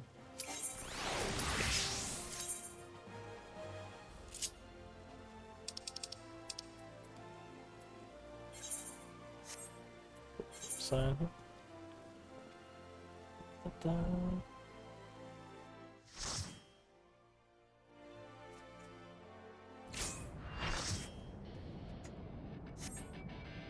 lot of new people here. We'll say Titan does have some amazing music. Fight's not bad either, but yeah, the music is definitely where it's at.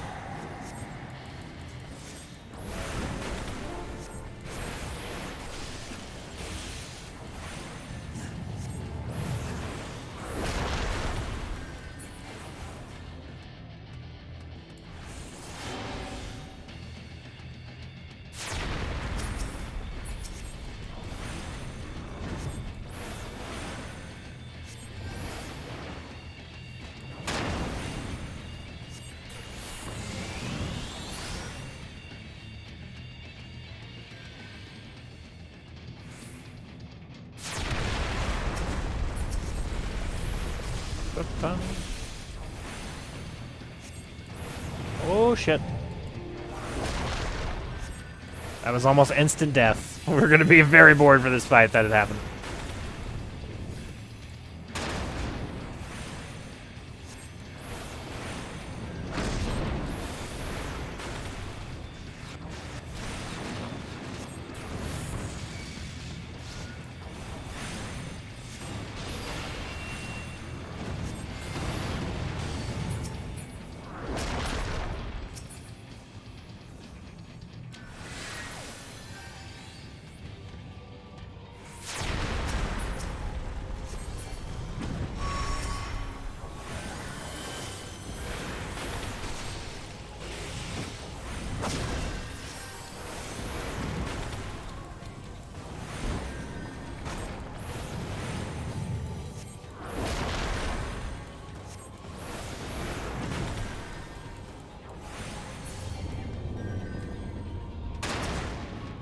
I wasn't sure if that was still gonna hit, because we, like, canceled it out with the heart.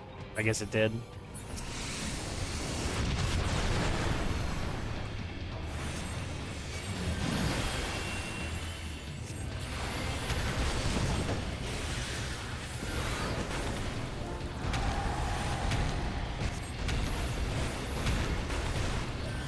One of our healers is down.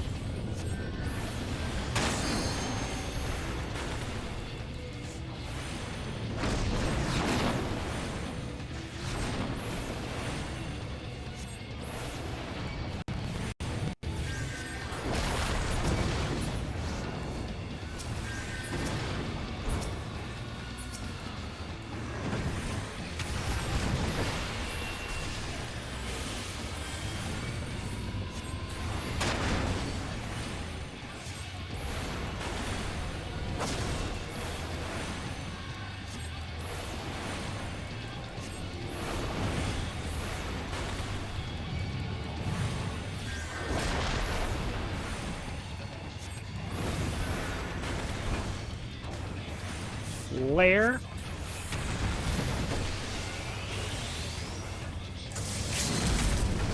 Oh, 2 of them break, or 1 of them break, sorry.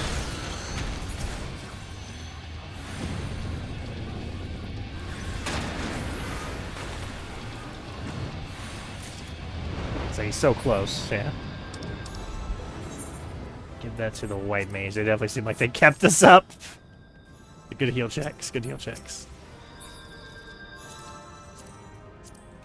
Wow, I rolled really high on that.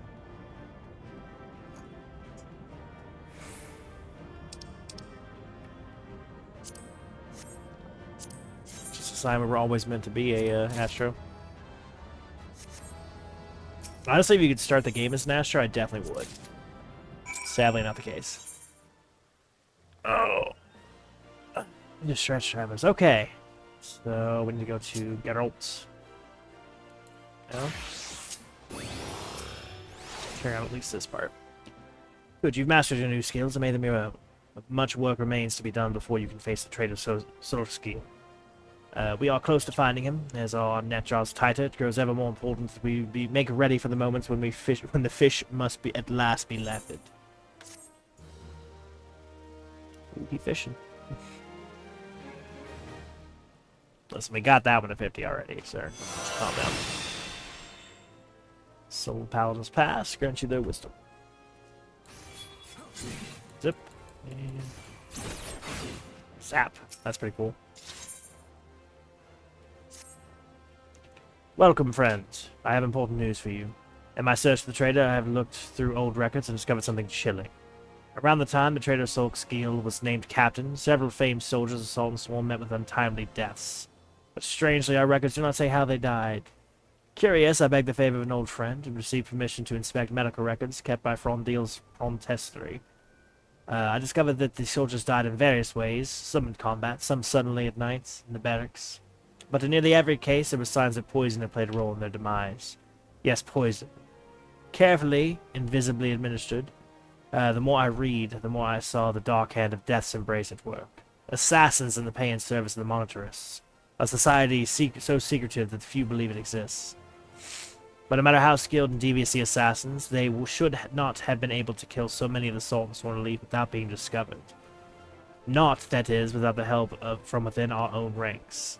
So I asked myself, who had the most to gain from the deaths? One by one, the former captain, his trusted aides, the most capable of the Sultan Sworn, who might become future commanders, all of them, slain by an invisible hand. And with their deaths, the way was open for Solskagil to become the Sultan Swarm's youngest captain in a century. Monitorists were plotting to kill the best and bravest of the Sultan Swarm, to purge the ranks of the greatness, and innovate it so that it could no longer carry out its duty and serve as sword and shield of the Sultanates. Which begs the question, how did Solskagil remain captain for 30 long years? How did he avoid the poisoner's kiss, when men better than him had succumbed? There can be only one explanation. He was the Monitorist cat's paw, a turncloak in our midst. Needless to say, I'm determined to track him down than ever before. While I continue my investigation, I have a trial for you. I want you to seek out the gallant armor, the legendary raiments worn by generations of the finest soldiers of the Sultan Swarm.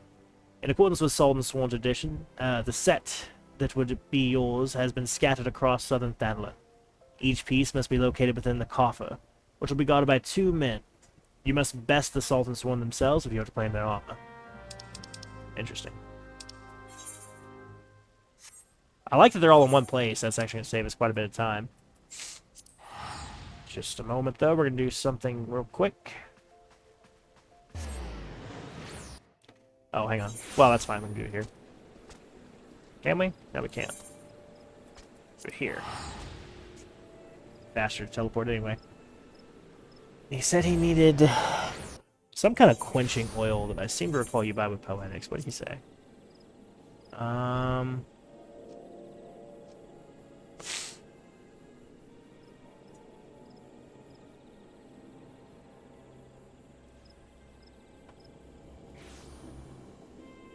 I really feel like he's just fucking with us, because he's just asking for the most random things. He's like, yeah, I guess just go fucking kill a bunch of primals and bring me this really expensive oil. Okay. Cool.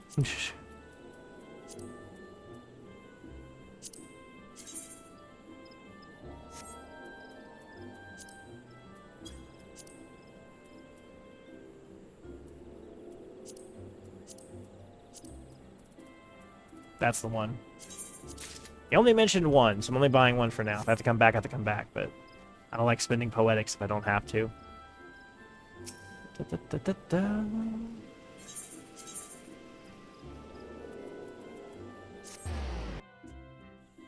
I know I keep bouncing around for this one, guys. I'm sorry. In fairness, it'll make my job a lot harder when I go to edit this later, but it'll be alright.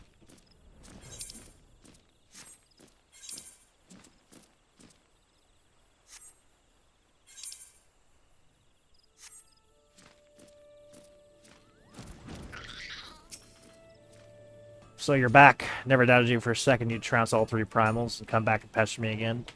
Alright then, I'll see you with the White Hot Emmer, the Howling Gale, and the Hyperfused Ore. Alright, that ought to be giving me levels of heat I need. Which leaves just the Razadhan quenching oil for cooling things off afterwards. Got that too, I assume. Do indeed. Alright, that those get me the levels of heat I need. Which leaves just the quenching oil for cooling things off. Oh. See, I hate this, because... repeat it. It's like we just said this. He just said that thing. You've done your part, so I'll do mine. Watch now, and I'll try to bat your eyelids. Ain't every day you get to see a relic reborn. Fucking pose.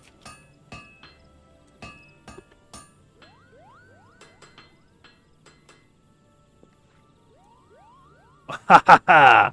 His God's given hands have worked yet another miracle. Feast your eyes on the Stardust Rod. Just as it was in the days of yore. 'Tis a sight to move a man to tears, you lucky bastard. You'd better be bloody well take care of it. That is a Stardust Rod. Very cool for glam. Primary reason I wanted it, though, is because it gives us this title. That is the entire reason I wanted it. This title. Star Caller. That's a badass title. I don't see it very often, but it's absolutely going on pretty much everything. Certainly on the Astrologium, that fits the Astro way better. But otherwise, we now have a weapon. One of the fabled relic weapons. Yeah, I'd say so. Let's try that puppy. Look at that thing. Comes on. Definitely going to go on there. Why is he not in arms? Relic weapon Zenith. Is that what it means?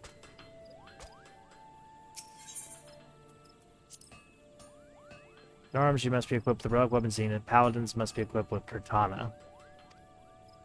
But I'm not a paladin.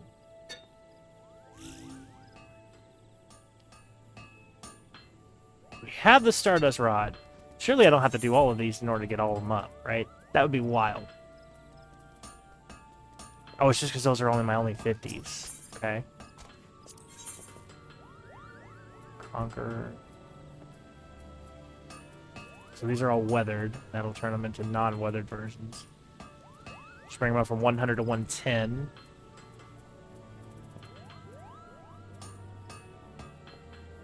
Yakrish.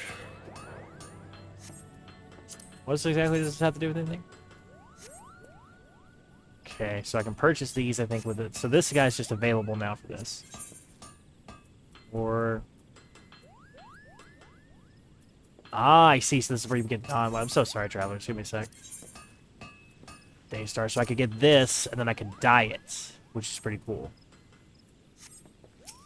You have to buy it twice, essentially, but that would kind of be cool. Ironwork gear, augmentation, weapons, dealing kettles.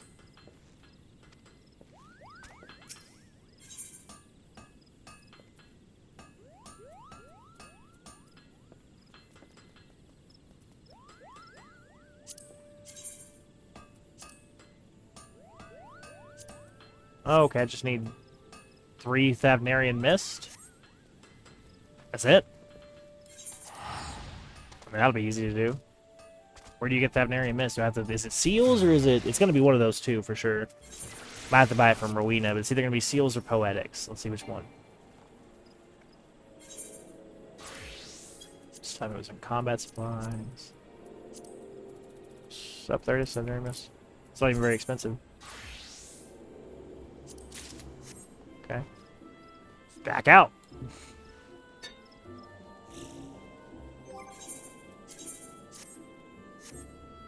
And the Dreadworm Staff is really powerful. I actually like the look of the Dreadworm Staff too, to be fair.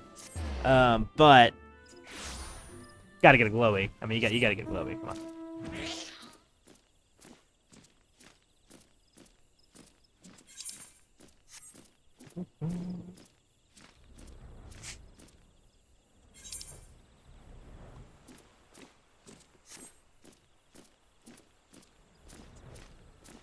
Oh, oh, it's magic, you know.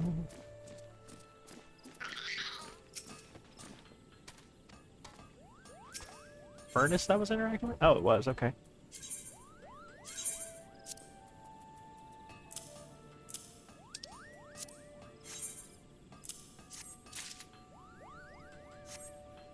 Okay, then put that on.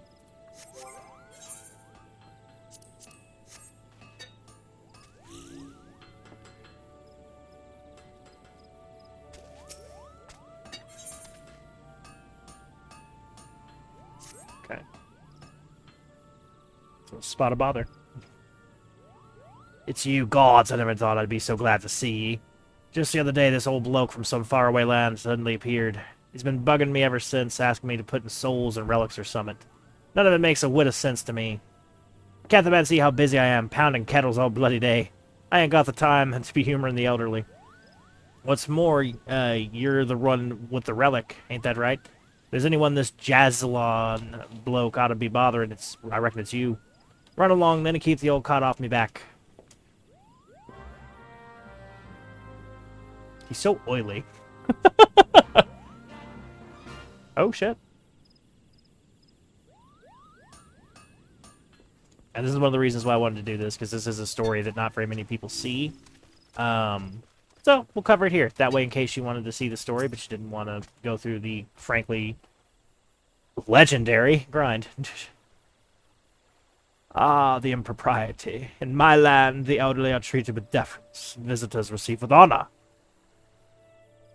You must excuse me, adventurer. I have endured a trying sea voyage to meet with Eorzea's greatest weaponsmith, only to find that he is the greatest bore I have ever been had the displeasure of knowing. But what is this? Your weapon, unless I am gravely mistaken, is relic infused with Thavnarian mist.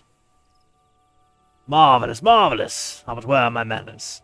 Allow me to introduce myself. My name is Jazlain. I hail from the near eastern city of Rosethan. I'm an alchemist by trade. It has been my life's work to study the enhancement of arms through soil infusion. Verily, Thavnarian mist is one of the fruits of my toils. Upon learning that the elixir has come to some prominence in Eorzea, I journeyed here with the intent of exploring new possibilities of my research. I want but for a subject to proceed. If you would be that subject, your weapon will become further enhanced. Will you agree to assist me, adventurer, for your troubles come to possess a mightier relic? A decision you will not regret. Without further ado, allow me to explain what my research will entail. Now, I trust you are aware that Aether permeates all things in our world. What you may not know, however, is that the Aether found in greater concentrations in Eorzea than elsewhere. When a weapon infused with quasi-soul, such as your relic, is used to slay living beings in aether-rich land, a particular phenomenon occurs. The aether released by the fallen creature resonates with your weapon, agglomerates. Agglomerates. I know conglomerate. Agglomerate, I assume, would be a coalition. Yeah, okay. Into a crystal which I have dubbed Atma. It must be noted that this occurs only on rare occasions, due to factors I have yet to identify. Now, as you may have already gathered, Atma is essentially the crystallized soul of a living being, and these crystals hold the key to strengthening your weapon. According to my research, 12 unique pieces of Atma are required, meaning that they must be required from 12 different foes.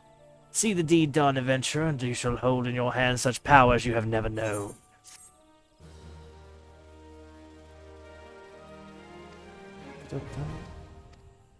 Pretty much everywhere. Information can be reviewed in the journal, which can be found under Weapon Enhancement Side Quest. Okay.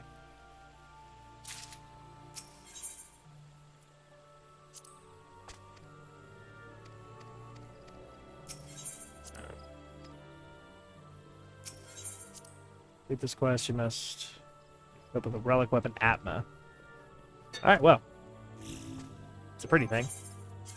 Let's see. Comparison to... Oh, it's a significant improvement with the Drum Staff, yeah. Yeah, because that's a huge item level increase. So that'll be... Yup. Yup. Can't justify that one, sadly.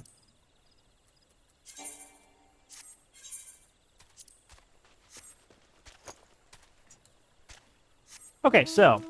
Let's go ahead and carry on with the armor collection. Sorry I took a brief little pause there. Just finally got my, parts I needed for that, so figured we'd turn it in. Gonna be a really cool glam, though, I will say. Not that big of a grind, either. People really... I know this next part is probably the grindiest step. But people, I think... And, of course, they have also reduced the amount. But people, I think, overhyped this grind. It's actually not that bad. So far, I've had to do a couple of trials. Kills 24 goblins for fun. It's not been much. So, like I said, I've not hated it. Da-da.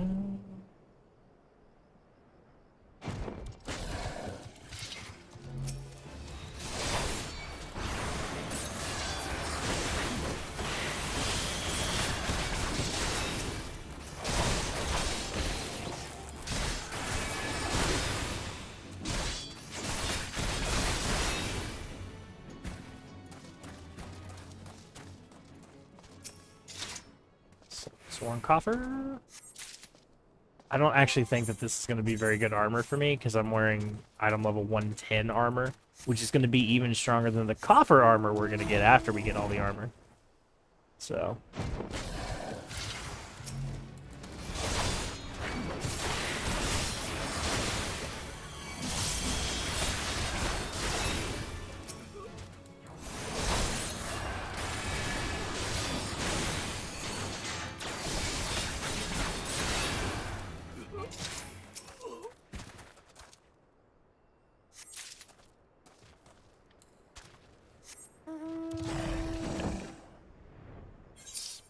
Spinning.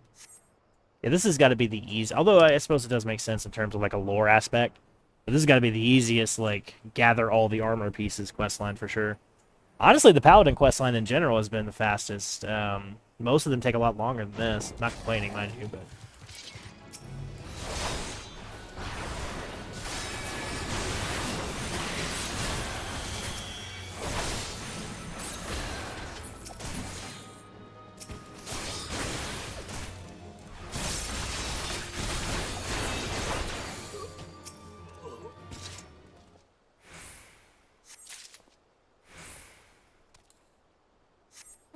I feel like this is a trap.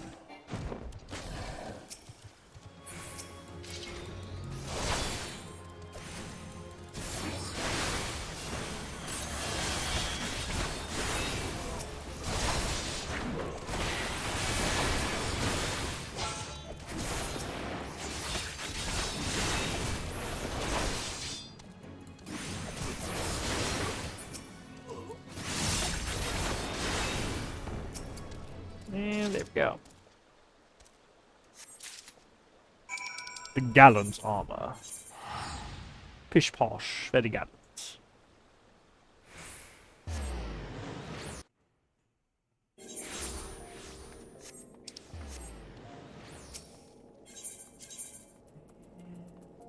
There we go.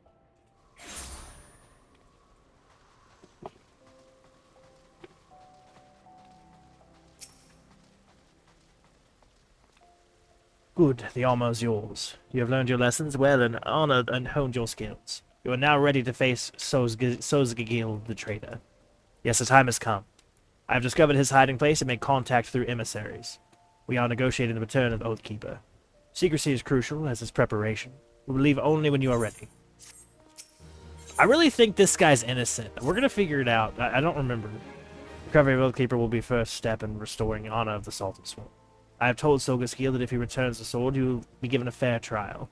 Otherwise, he will be captured and thrown to the feet of the Sultana for judgment. The parley is to take place south of Forgotten Spring in the Sigoli Desert. Give me your map, I will mark the location. While I believe he is acting alone, we must be prepared for anything. You may be certain the Monitorists will not take kindly to his surrender. In fact, I believe that should the Monitorists discover Sozgigil is willing to parley, they will surely try to intervene. Therefore, we must not speak of what we do, not to anyone. We should travel separately so as not to attract attention.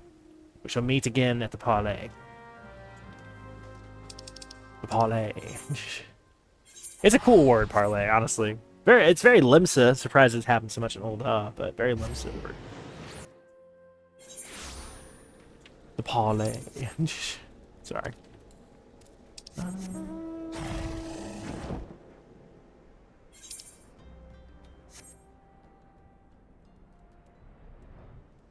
Interesting.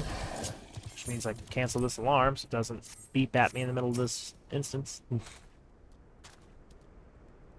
Right as we're done with this, we'll return there. Quite exciting. Proceed. Good sir.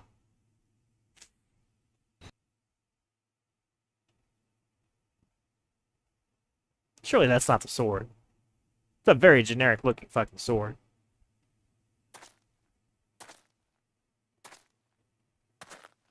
Is this guy the villain? Is Jinlin the villain?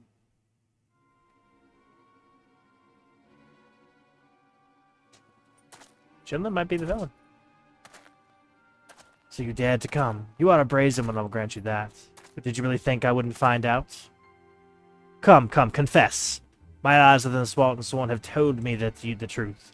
I know you are in league with the traitor and the Monitorists. Confess with your dying breath, and you will tell me where I can find Oathkeeper and the traitor who stole it. Do you dare accuse my own Salted Sworn of lying? We are comrades in arms, every one of us, bound in a brotherhood by our oath. I would trust them with my life. What is your word when set against theirs? We know the meaning of honor. You are a naive fool. I suspected you from the beginning, ever since you showed me the soul of the paladin that the traitor Sozgigil gave you. You were no matter how briefly a paladin, and as such you are bound by the code of honor that is unforgiving as it is noble. Traitor, I sentence you to death. Decree that your body shall lie here and feed the crows. So I don't think he's, like, bad. I think he's just dumb. That's my assumption of him now. I am the motherfucking warrior of light. I have saved the entire world. And you think I'm a traitor. You're just fucking stupid, sir. Am I desync? I'm desynced to level 49. Interesting. This is not ending well for you, sir. And that was... wow.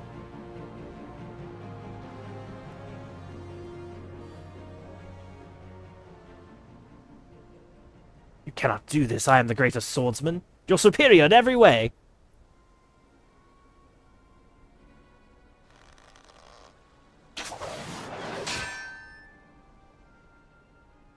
You were blinded, Jinmans, by your own conviction. Jins, remember your own lesson. Paladin does not exist to defend his position or his honor, or of his fellow Sultan Sworn.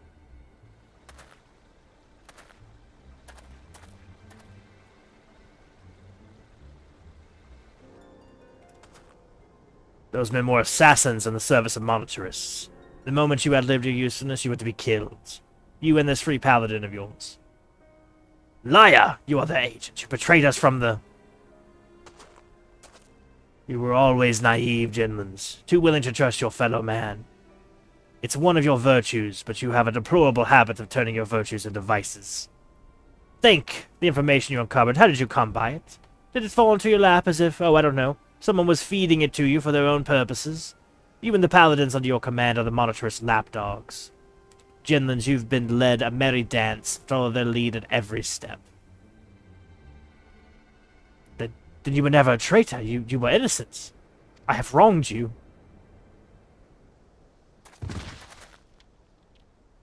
Collapses. Easy now. Your wounds aren't mortal, but you still need rest.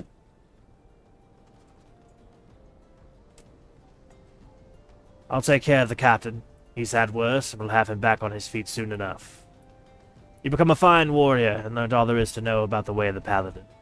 I think perhaps that you are not aware just how much you've grown. Well, it is time that you were made aware, paladin.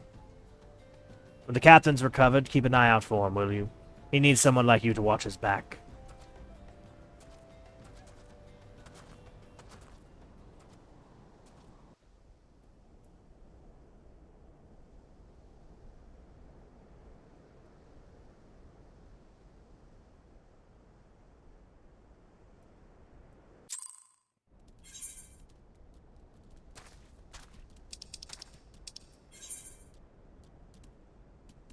Interesting.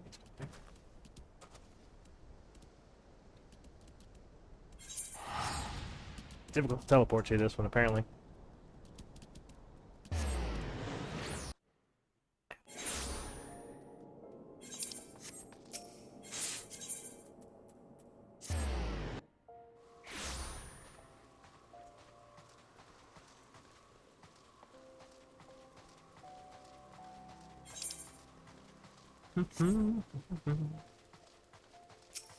Alright. Paladin, I have done you a great wrong. I allowed myself to be hoodwinked, accused you of treason, and even turned my sword against you. I hope that you can find it in your heart to forgive me. As for me, yes, I am recovered from my wounds, at least those that will heal. But far more important than that, Sozgakil is innocent after all. He was never a traitor. The dream that I followed in my youth was not a lie.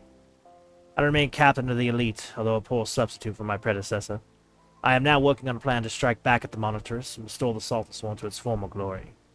No, do not be afraid for me. We will mask the foe, and he cannot hide behind his deceptions anymore. The assassins won't find it easy to reach me. But now I'll bide my time, marshal my strength. When the time is ripe, strike hard at our enemies.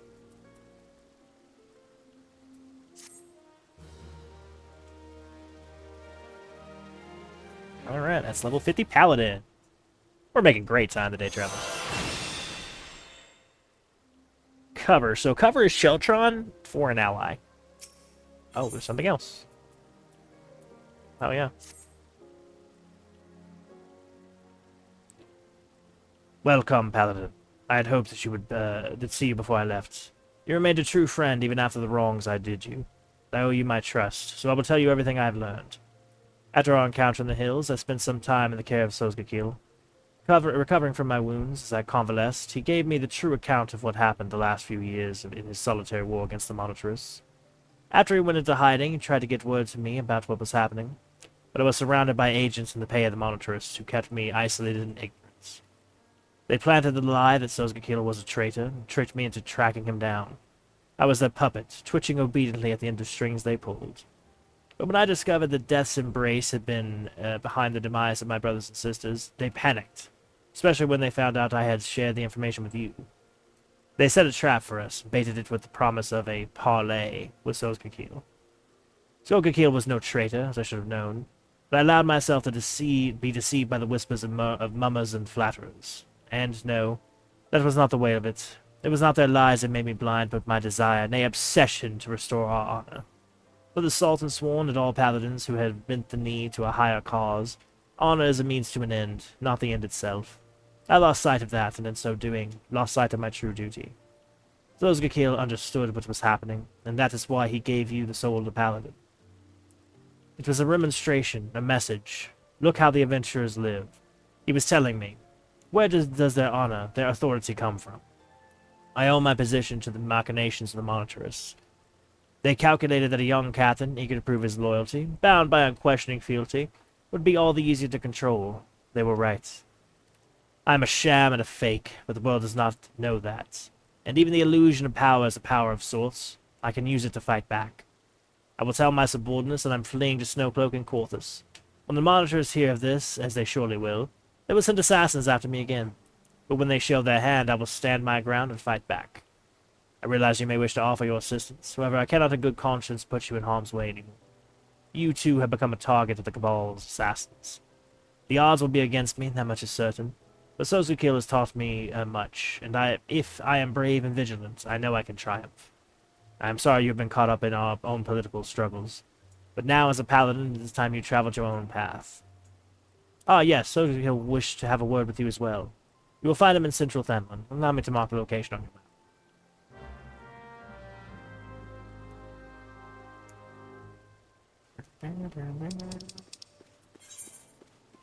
But that was the end of it. I think that was only the 45 I did before. Or some of them will have 250s. That does happen.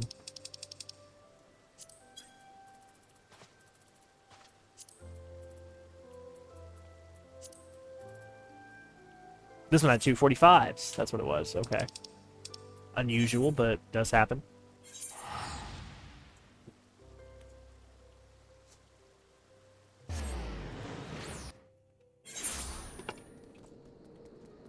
Okay.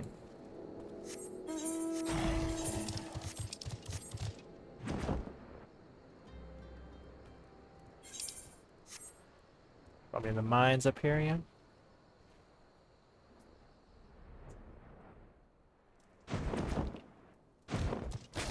There he is. Thank you for coming, Ursa. We haven't much time, so I will be blunt. Jennings will die if he faces death's embrace alone. I know what I must do, and I suspect you do as well. If you are the man I believe you to be, then we shall meet again soon. It's awfully vague. Go save his ass is pretty much all you need to say.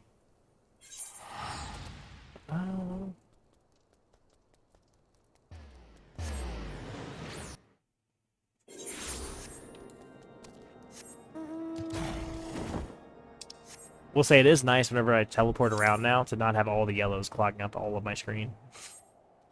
Been a worthy endeavor for that for no other reason.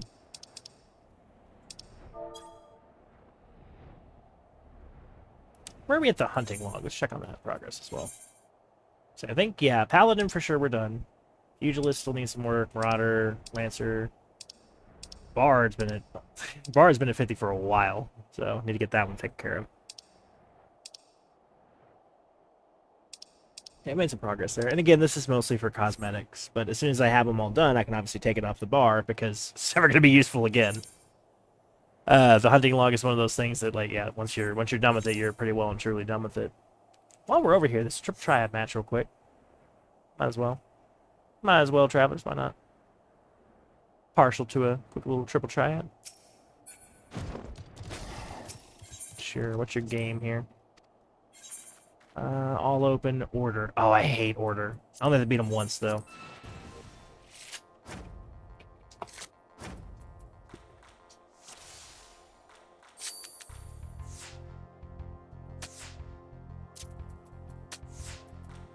So with 9's a powerhouse. Ooh.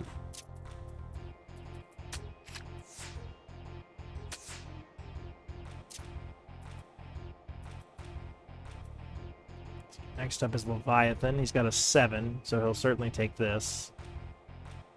If I sacrifice that, I could take another. Leviathan's there, though he's easy to claim with a 2. So he'll go Leviathan down. I'll go up for him, and then they'll go in the middle. Go in the middle with 6/6, so that should be it. Or he's stupid, which suits me just fine. Okay. So I'll claim 1, then he'll claim 1 if I do this.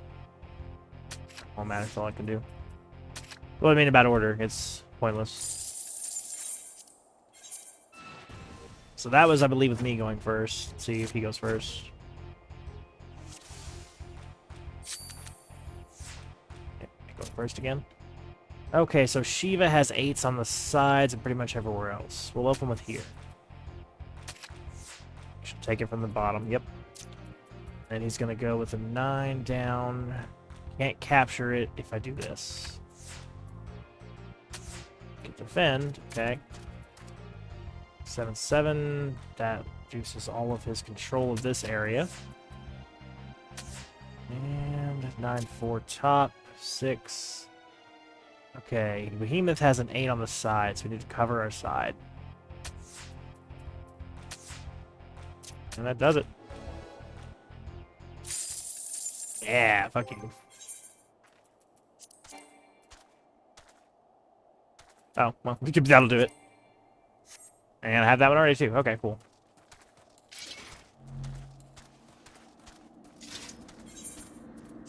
You ever think Apostrophe gets tired of watching me play Triple Triad? This Chocobo's just sitting here, like, eating dirt, waiting for me to fucking play Triple Triad.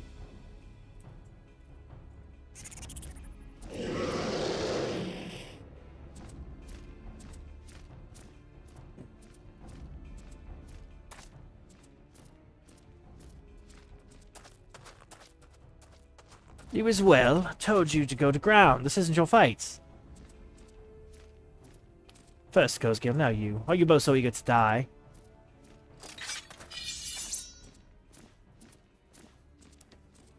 You forget that we are paladins. Wherever our duty leads us, we go, and we do so of our own free will. To abide by one's own sense of justice is to embrace the paladin's creed.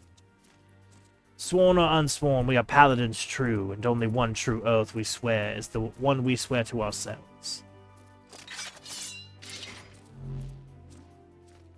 Now come, let us stand shoulder to shoulder and show the Black Hearts the metal of our souls and the steel of our swords.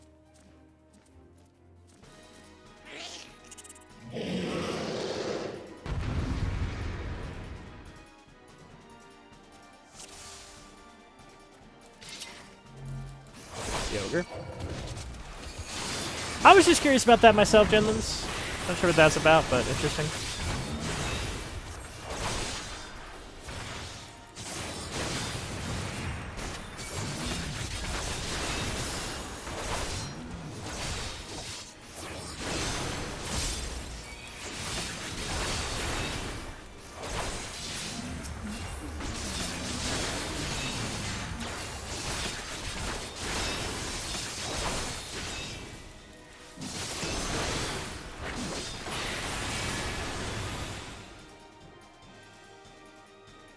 That? Surely the monitors would go to greater lengths than this. Void Semper called by a fourth mage. Mage who I suspect is observing as we speak. Spread out and search for anything unusual. But tread lightly. This could very well be a trap.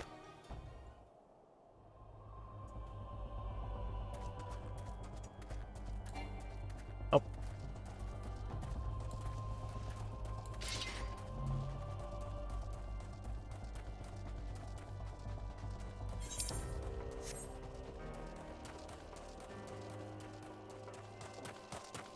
I guess it's above us.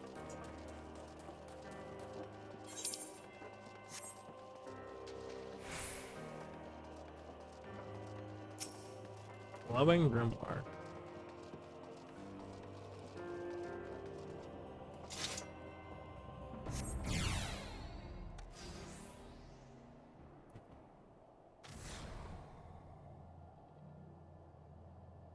What sorcery is this?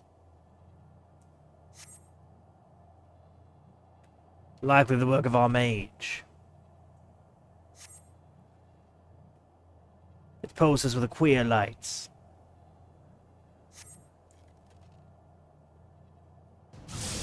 Up above, it's the mage. The grimoire, it's a trap.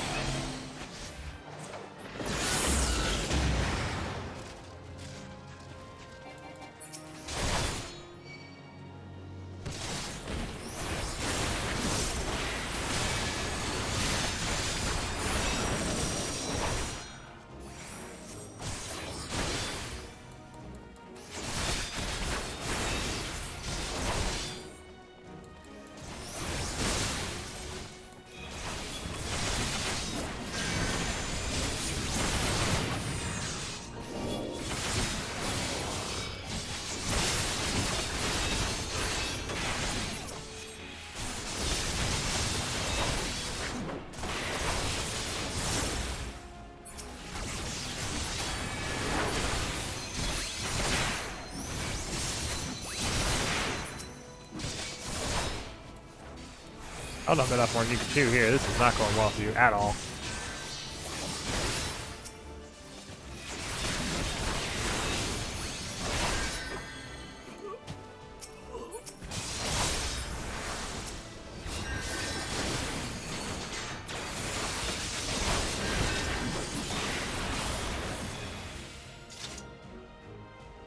Killed a lot of assassins.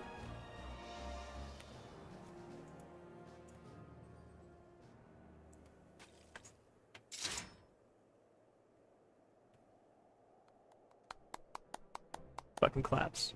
You've done well. Never flinch from your duty. Followed the path you knew you had to take. You showed us what it means to be a paladin. And you've managed to prize the scales from Jinlin's eyes while you were at it. It's been an honor to know you, to watch you grow.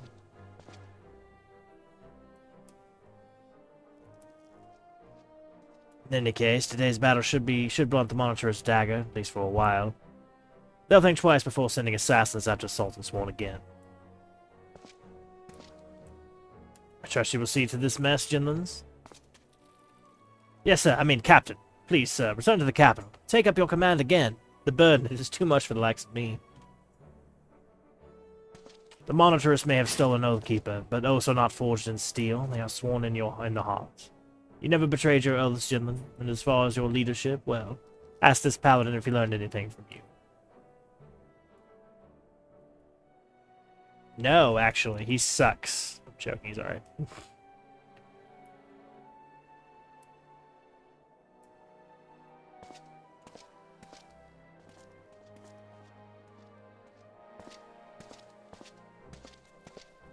No matter what the circumstances, once a man has left the Sultan Sworn, he cannot return. Now I followed my own path, and on it I will stay.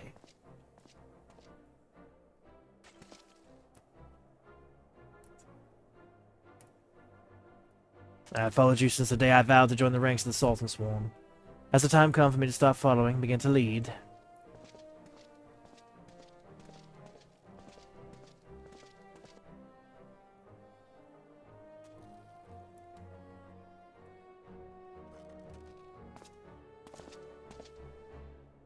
Thank you for coming.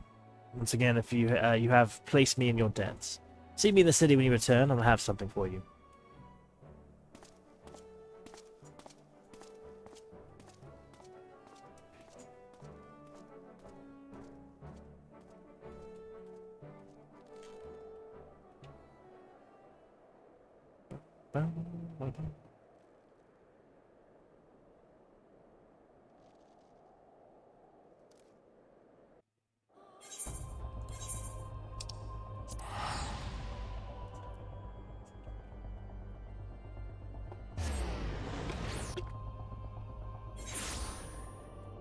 Okay.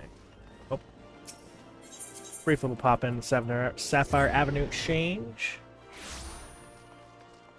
Let's roll over my retainers real quick.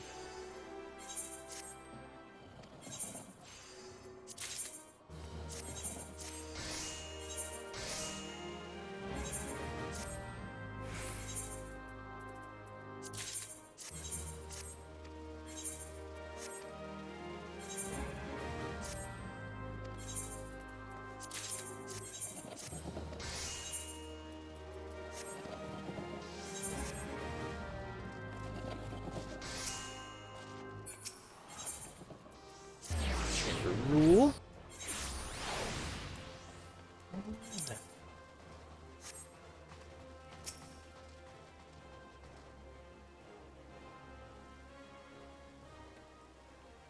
Welcome, Paladin. These have been troubled times for the Sultan Sworn, and you have served us loyally. You did what was just, followed the Paladin way, and defended the weak and needy. You are a true Oathkeeper. Honor and right were yours from the very beginning, and this is what made you strong. Strong enough to defeat me. The sword Oathkeeper has yet to be found, but I have come to realize that I do not need it. Nay, not to lead the Sultan Sworn, or to restore our good name. The oaths we keep are in our hearts, not in hollowed blades. Solgaskill has left to wander the nations of Eorzea. He is a man of honor. Unless I am very much mistaken, he will continue to look for the sword that was gifted by our ruler centuries ago. I shall continue to serve Uldar as one of the Sultan Sworn. You shall defend the people of Eorzea as a free paladin. Our paths diverge now, but we shall ever be bound by the oaths we keep in our hearts. Ah, but listen to me. Noble words aren't much good for an adventurer who has to face monsters and menaces out in the real world. Fortunately, I have something that will serve you rather better. This sacred armor has been kept within the Salt and Sworn for many generations. It was given only to those Salt and Sworn who had, through feats of arms and deeds of great courage, earned the privilege to wear it. But something tells me that, for the first time since it's left the armorer's forge, this armor should go to someone who is not of the Salt and Sworn. I allowed myself to be a slave to tradition. The paladin who deserves it most would never wear it. Now, wouldn't that be a waste of fine plates? Just one thing. If anyone asks where you got it, you mustn't say it was me. Appreciate that.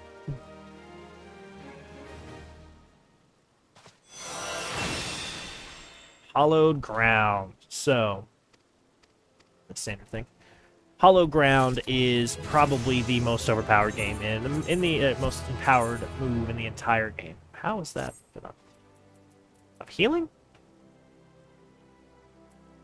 Cool. I guess that's fine. Or whatever. Weird, but sure. So Hallowed Ground, unless I'm mistaken or they reworked it, completely, yeah.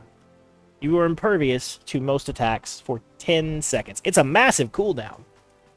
But for 10 seconds, you are completely and totally immune from damage. Essentially, unless this is an instant wipe, something like a Doom, say, or just a raid mechanic that will just kill you and there's no defense, you will not take damage. It is... all the tanks have something similar. This one is the most broken. You can use this to cheese so much content. You could have a billion Vuln stacks and go into a move that would just do like 99999 damage. As long as it wasn't an instant kill move, you're fine. Just brush it off. Who cares? It's not fatal. So yeah, very strong move. But let's carry on with the Punchy Boy. That was a good quest. It's a good quest line. I enjoyed that. And Puggless Guild? No, it's the Goldsmith's Guild. Yes, it is the Goldsmith's Guild.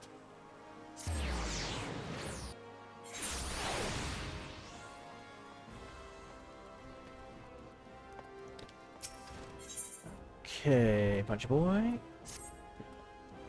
Oh, just the people I was hoping to see. It was a hair's breadth from setting out on my own.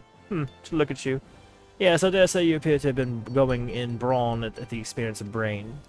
Right, well let us measure some aether, shall we? By the we, I mean you. Oh, and the monk Simpleton, of course. Though, contrary to his nature, he has already set out to the destination I assigned him. Thinking perhaps that you are far too stupid to take, much less understand etheric greetings? It is true, you are stupid. But the aether meter shall do all the work for you to transmit the data back to me.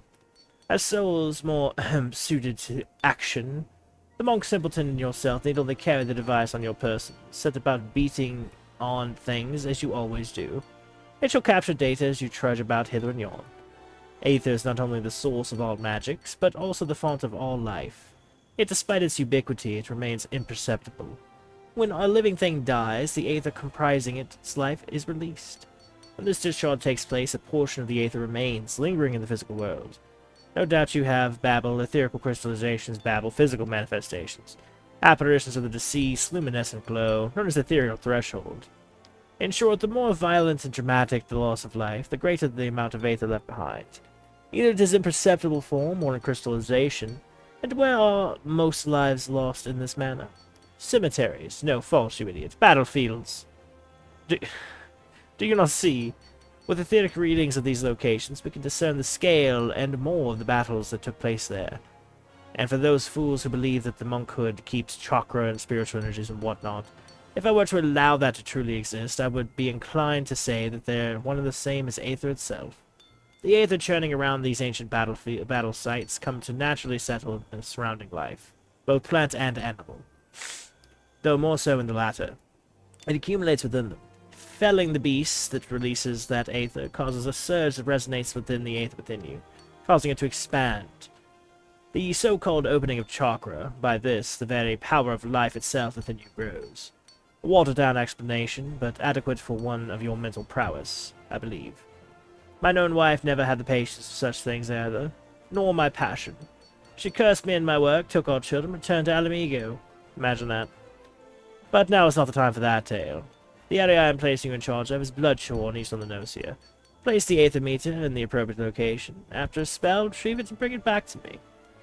I obtained the data I required. You and the monk simpleton are afforded the chance to indulge your, how shall I put it, charming little backward fantasies. All are happy. Ideally, I prefer you have a knowledgeable understanding of Bloodshore's history, but I fear we lack the time to educate you. I need hardly tell you that my research takes precedence over your schooling. Yeah. This guy's a dick, but he does have a lot of interesting things, like the study of ether. Is anybody studying? You know what? I haven't done a call to action in a while. Mostly because I don't have enough people watching this currently to do a call to action. But shout out in the chat if there's a single aetherochemical study, or like student, or master, that's not a complete freaking weirdo. Cryle will be the closest one I could think of. Even she's a bit odd. Moonbreeda's crazy. Urianje's crazy. That dude's fucking crazy. Is it like the Aether? I don't know. Find out next time. Oh yeah, I have this now. Well, bam.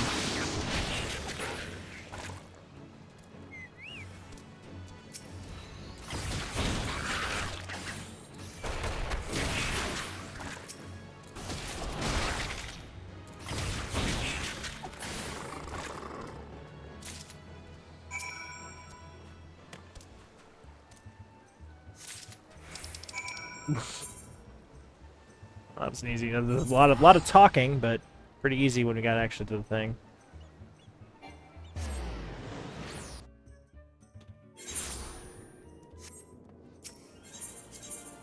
Okay, Bloodshore.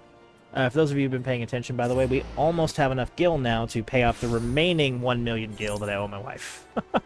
Meaning that we would come by our house earnestly at that point, which was the goal. Have you brought the aether meter? Aetherometer. It seems the device has suffered some damage. I suppose such things are unavoidable in this line of work. I must see to its repairs at once. That is, after all, why I put up here at the Goldsmiths Guild. My aetherometer was no ordinary device. I came up with the elaborate design myself, had the finest engineers of God and Ironworks draft the schematics, and then commissioned the most talented goldsmiths to fabricate it. Wildegard delivered the results of his outing not long ago. I must insist that you take your leave of me now. There's a wealth of data for me to analyze, and I fear that simply having you nearby will somehow affect the processing power of my brain. Preparing the aetherometer and determining which location to next investigate will require some time. Why don't you go and train those muscles of yours, whatever it is you do in my absence? About to fucking throw you in the forge behind me. I would love to see this man talk to Gigi. Please tell me that happens in this questline. I've never done this questline, if you recall. Never once. So I would very much like to see him and Gigi go at it. That would be hysterical. Ah, dear Ursa, so good of you to trouble yourself to come. Normally I might be cross, but my spirits are far too high just now. It is you I have to thank. I speak of the data you procured. It is simply marvelous. You have a true gift for grunt work, my friend. I wish I had 100 more sisters just like you. I have been in this field for a very long time, and I have been alone, ever since the unfortunate mold tea fungus culture incident sparked my passion for research. Excuse me? Okay, I regret nothing, Ursa. Say, perhaps having to share so wondrous a world with souls as unlearned as yourself. Still, your performance has left me completely bereft of joy. It is rewarding to think that my instruction has guided you to success. Not left me. Okay. There, how was that? Shall we dispense with any further pleasantries? Very good, then. I made yet another career-defining discovery while pondering which battleground to measure next. Eorzea is home to numerous locations with the Aether's intensely chaotic states, yet which have never played host to any war. My hypothesis was that such flux in the Aether was indicative of a past battle, and all my research has predicated upon this. But turn the theory on its head, Ursa. If your mind is able, what if the people of the past chose areas of roiling Aether to hold their battles? I have already sent the simpleton monk to take measurements of the fine sand banks. As you are doubtless unaware, this lies on the border of Alamigo and Gridania. It was the stage of the Autumn War. That was the war of aggression between Alamigo and Gridania. I ask that you find our monk friend and collect his aether meter. Manual and tedious, yes, but he has an early make of the device and is unable to transmit data. I gather the numbskull and his little Alamigo in southern Thanland by this time. You think I ask much of you? False. I ask more. Your task is to travel to Snake Moult and South Shroud and take measurements with your own aether meter. I will continue with my research here in your absence. Mind you, if you care to know aught of all the Autumn War, and the fire and sand banks upon which it was fought, I will gladly enlighten you, need only ask. Honest inquiry. That sad, wonderful moment with ignorant curiosity overcomes pride. Right, then let us begin. Oh, he talks about all kinds of... This is actually really cool. I'm starting to like this guy more. Hang on. Need hardly mention that the Sildan civilization is now centuries dead. Silda was plunged into chaos in the wake of King Lawufu's demise, or the King of Springs as he was known. Despite the success of his economic reforms, the tax increases he imposed did not sit well with his subjects. This, coupled with a prolonged sequence of untimely draws, fomented unrest among the kingdom, and at times sparked violent unrest throughout the kingdom. That's interesting that he calls them untimely drafts. They were actually zombifying potions and somnus. Fucked up shit. Sildi was not alone in its want for water. Uldar, too, felt the effects of the droughts. Oh, droughts. Okay, not droughts, which would be an AUG. Got you. The Sultan at the time, Sosigan Sisigan, but perhaps you recognize the old name. The current Sultana, Nanamo Ul Namo, represents the second Ul dynasty. She is Sosigan's distant descendant. Now, where was I? Oh, yes. Right, so Sosigan ordered an attack on Silda to claim the water resource discovered as a result of Lala Wufu's flood control acts. But the royalty and the nobility of Sildar would not remain idle. They mobilized their nation in the face of the crisis, and people fought with great tenacity against the Uldar threats. In full strength, the both nations met in battle, and the end result was an arduous, protracted conflict. Though arguably more desirable than surrender, the ruling Sildan elite took little pleasure in having succeeded in uniting the thitherto querulous citizenry to fight. But despite all that they accomplished, every day spent waging war dragged the nation's financial affairs, which you will recall had only just been brought under control, back into the mire. To bring an end to the long military deadlock, Sildar devised and set about implementing perverse yet ambitious strategy. It sought to zombify the deceased among its army, that they might fight again. At first it appeared to have worked, at the height of the hostilities. The Sildans lost control over their necrotic creations. The undead turned their masters, and before long the zombification had spread to the majority of the population. Ever knowing an opportunity when they saw one, the Uldans used this to justify their war, now proclaiming it as a crusade to send zombies to Thal. After seeing the extermination of all zombies outside the city, they then sealed the gates to Sildar, trapping both the living and dead within. And that, in brief, is a history of the fall of Sildar. I only pray that your feeble mind has been able to retain it. I only pray that you will not eat upon thine fist shortly. Okay, that was really long. I like this. We're probably going to come back to this later, because he's got a lot of information. I mean, he's a dick, but, like, that was a really good summarization of what happened during that. And he's going to talk about the Autumn War, which is something that doesn't get talked about a whole lot.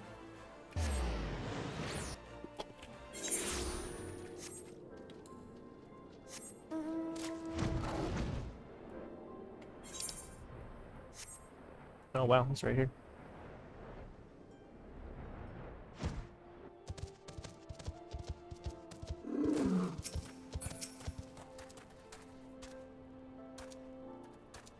You have come far. 'Tis good to see you, brother. Come for my aether meter? It is not ready to give. My work is not yet finished. I came as soon as I was told, but the readings require more time. Do not worry, they will be ready soon. You make for Snake Moult and South Shroud? Eric believes the aether strong there, yet the land hosted no great battles. He told me as much this morning. Leave me to my task here. Make for snake mold. Take your readings. My work will soon be done. I will bring the device to you. I have troubled you to come here. I will not trouble you to wait. Go. We will meet again at Snake Mold, brother.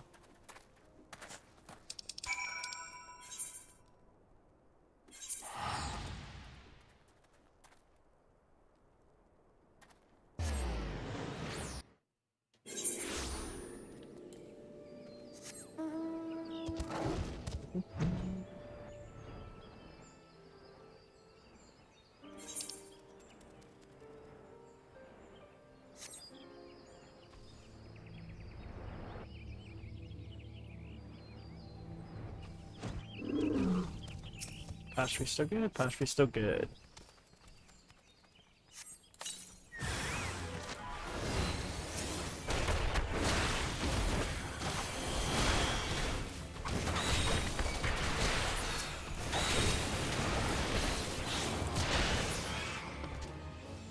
Oh, now I gotta worry about positionals again. Just occurred to me.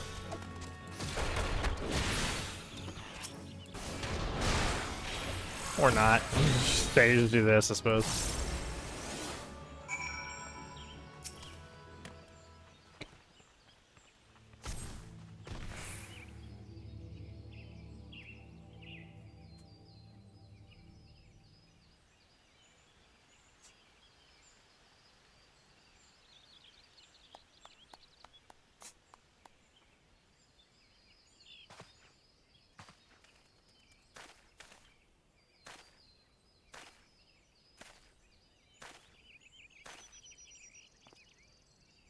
The slowest walk. Well done, brother. I feel your chakra. It has grown. I hope to arrive before you, but I see I am late. This land's power has gone to you. There is nothing left for me here. It is as I told you. We monks travel where aether flows strong. There we train. The power of the land enters us, thus our chakras expand. This bonding causes great unrest. The land's energies become unstable. Will enter no other until it calms. I feel nothing here, as you would feel nothing in Fine Bank Sands. That land bonded to my chakra, and its aether is now at unrest. The teacher's works mean nothing. I took no readings. I meant to hasten there, but I was delayed. There was a gathering of the monkhood, who was summoned to Little Alamigo. The teacher's chidings? Worry not. I will use my device here. Any result it will suffice. The man has hardly reached his conclusion. He will twist the data to fit. 'Tis a sad existence to sacrifice all for truth, yet be unable to truly know when one sees it. Speak not of this to him, brother. You see both our aims. You know mine to be more worthy.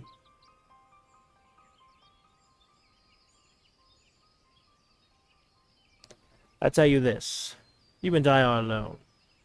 I am of the Alamigan resistance. I fight for the freedom from Garlemald. I escaped the occupation. I have come here to fight, to gather allies and weapons. But these lands sadden me. People have forgotten. Alamigo is a distant memory. The resistance here is small. They aid where they can, but it is not enough. This war demands great power. Its power lies in the chakra. The teacher is not an evil man, but he thinks only of his work, not the suffering of innocence. His knowledge can be used for good. The battlefields, they can turn the tide. The chakra of many must be opened. If this way is lost to me, no, I will have this power. I must. An end to oppression, an end to starvation. Alamigo will be made free. I will see it done. Forgive my speech. It's a matter close to my heart. I will give you my device, but I ask you say nothing to Eric. I beg you, brother.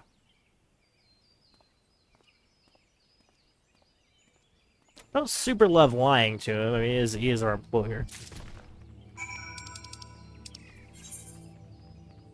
But just as soon go and, like, take the readings for him. I know that's an extra step to the quest, but I'd rather do that than lie.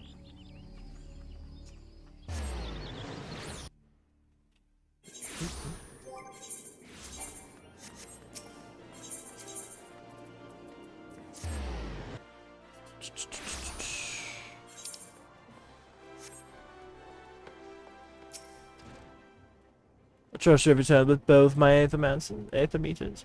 Please tell me my fumbling dolts haven't managed to damage either of them this time.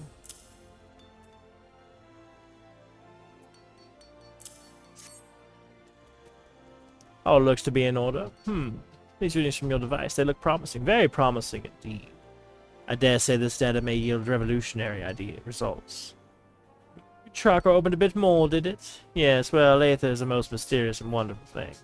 I am glad this meaningful research could serve your nonsensical ends as well. Now leave me to my work. Surely you can find a simple way to pass the time. Fighting, say, or, I don't know, scratching.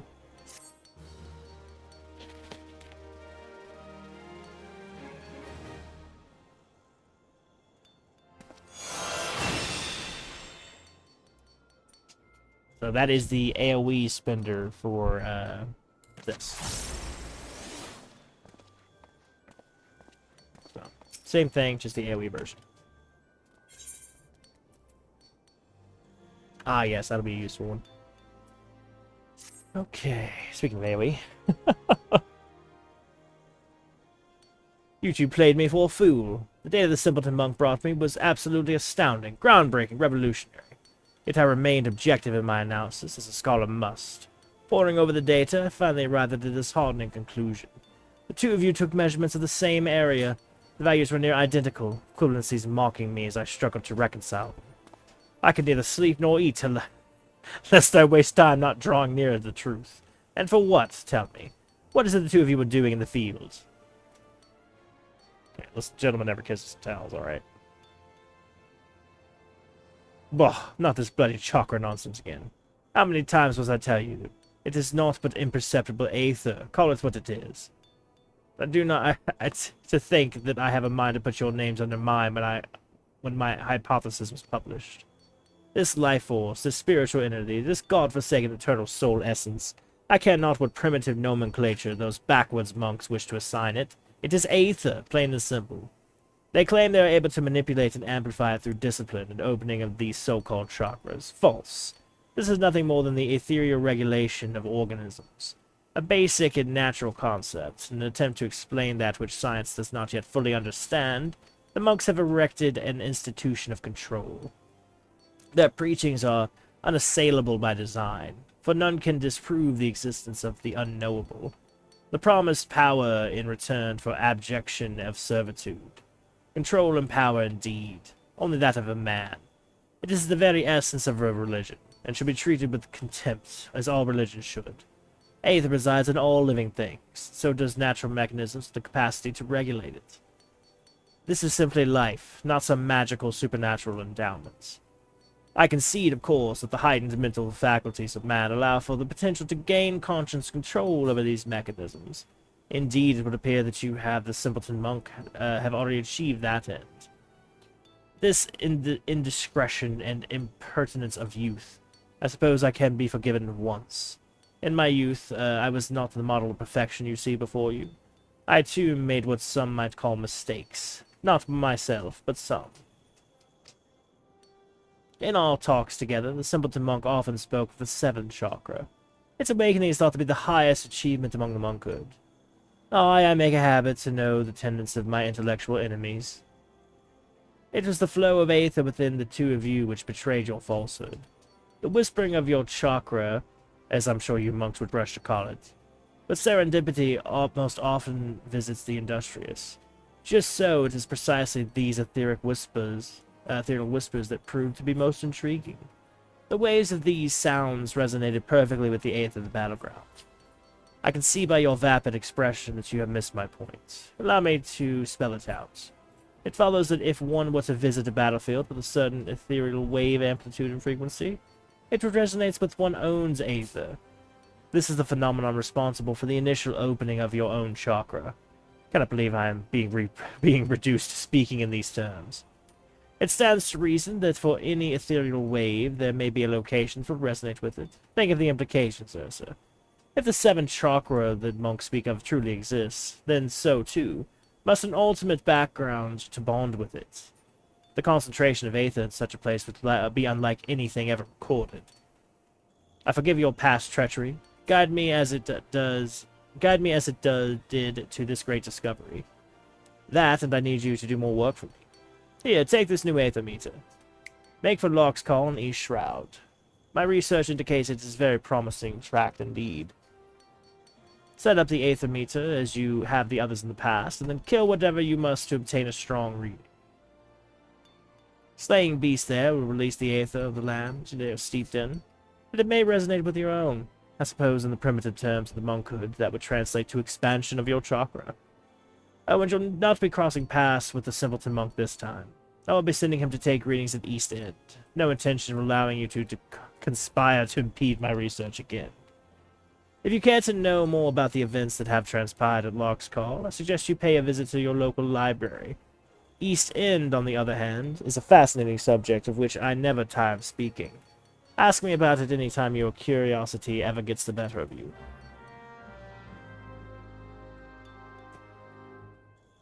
Yes, he's got another one of those lengthy dialogues. That's going to be really cool to read.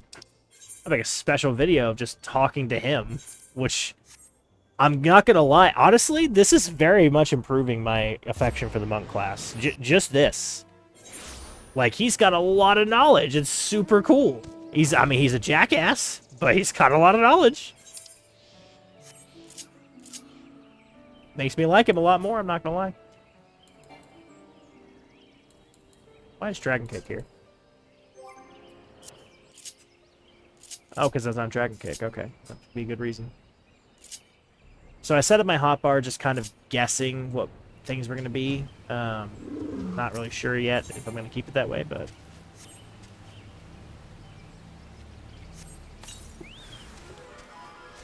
Okay.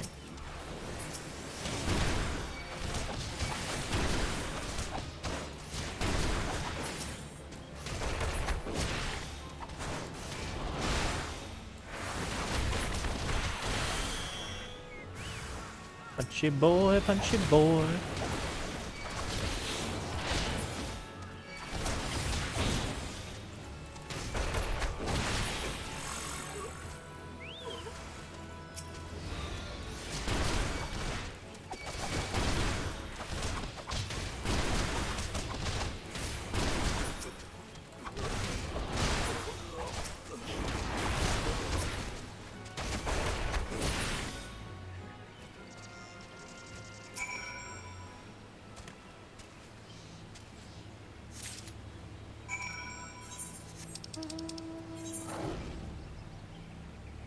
It's going to be a 245 situation. It's just going to be a just 50.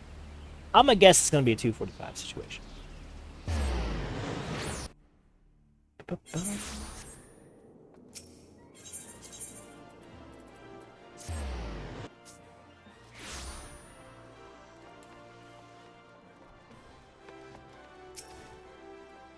I very much look forward to the readings of both Ewell's and Wildergelt's aethermeters. What's this? You've already finished?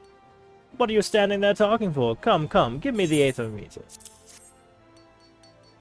Amazing, simply amazing. And your soul crystal is glowing more vibrantly than before, is it not? I'll begin my analysis of the data with all haste. You've come to quite the model pupil, Ursa. Would that I could say the same for the monk simpleton. I can see the feeble gears turning in your mind. Come, there's no need to feel shame for your ignorance. If you wish to know what has transpired, you need only ask. Promise to use small words.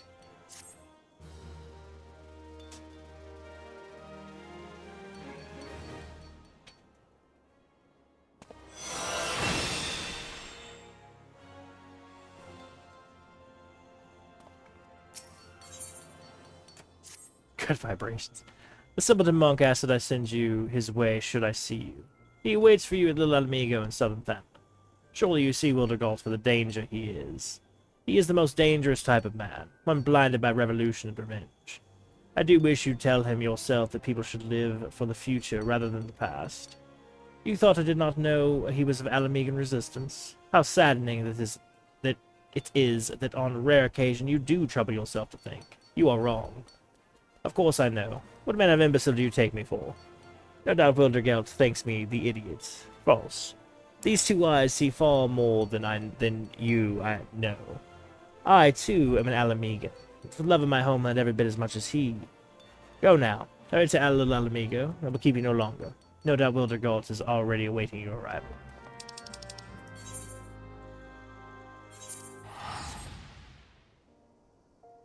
Interesting.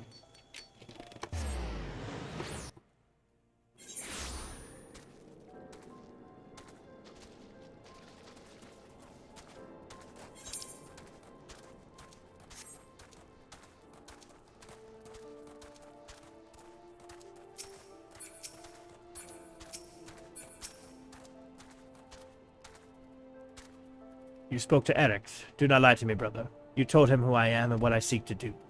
I am not angered. He tried to sway me from my path. He believes resistance will only leave more dead. I expected as much from him. I feigned understanding. He asked me much of me. Of the monkhood and the fist. He asked of the seventh chakra.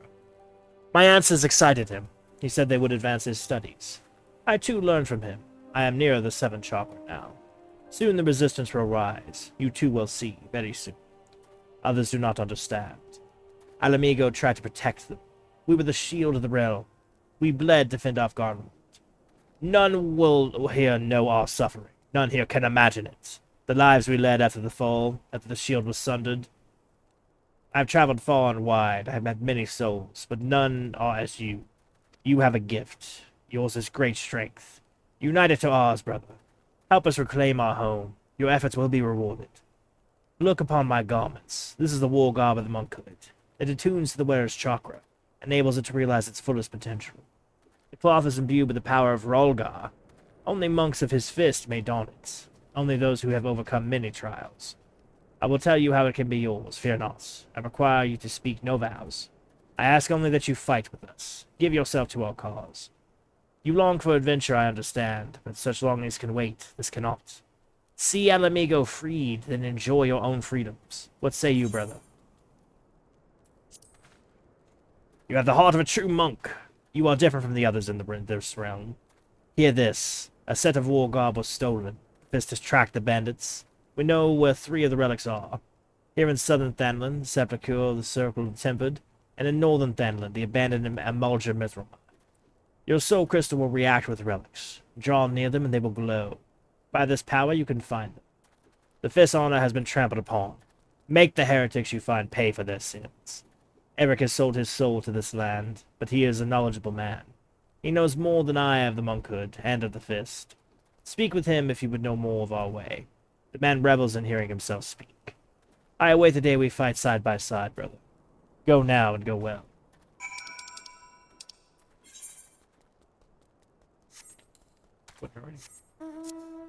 Okay.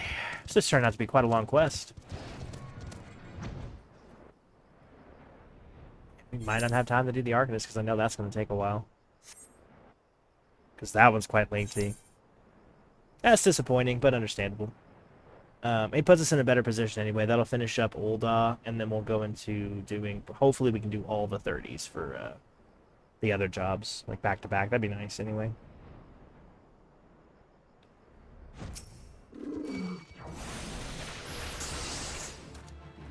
Dodge. I was wondering if that was going to work.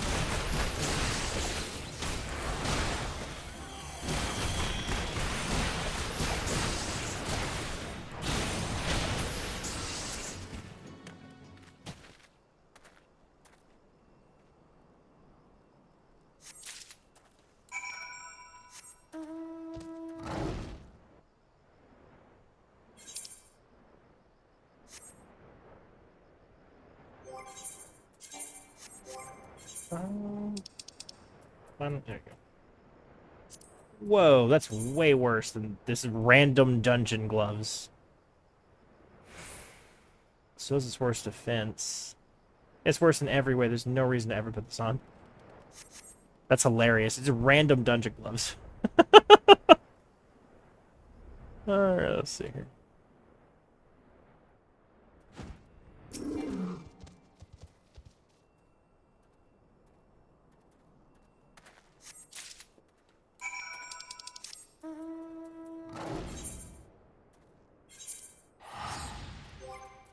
What do I unlock at this level 51? Perfect balance, okay. That seems useful.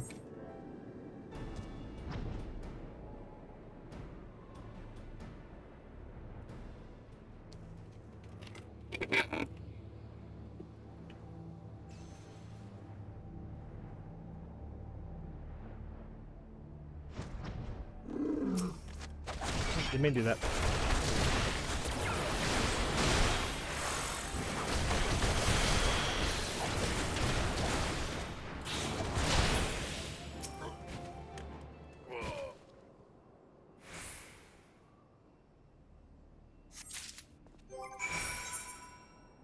So that one's worse. This one's better.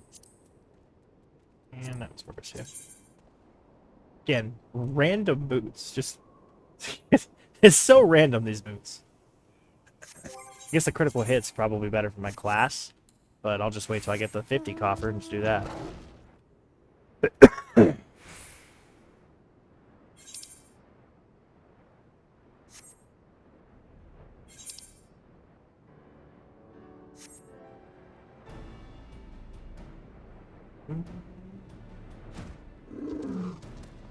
That's probably not where I was going. I had a feeling that was weird, but what is this here then?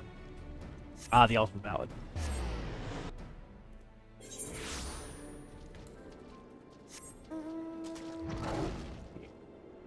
Yo.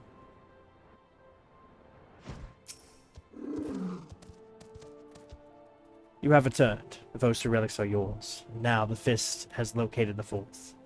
There is a Kirin merchant who deals in contraband. The fourth relic is among his wares.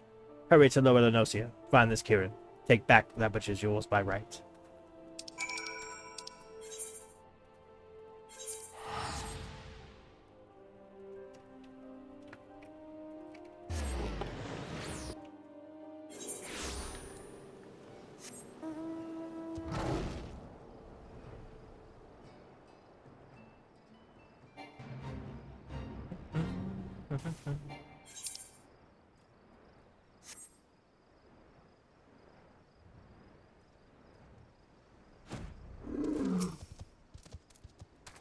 Stinky Hrothgar, come to stop Kikaroon's business? I know Kikaroon. Come to take shinies? Kill him. Kill the Stinky. Kikaroon, we're friends!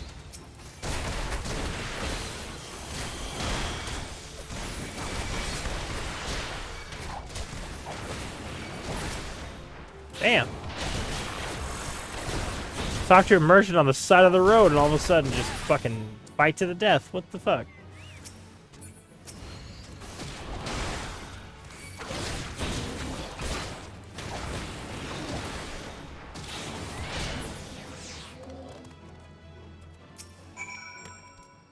Don't kill Kikaroon. Please, please don't kill.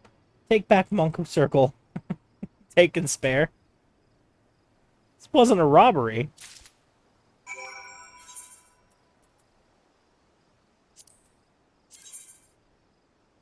It's a pair of level 37 goggles.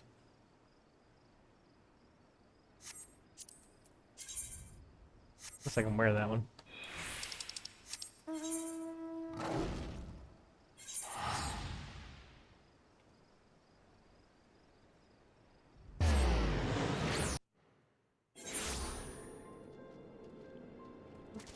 Okay.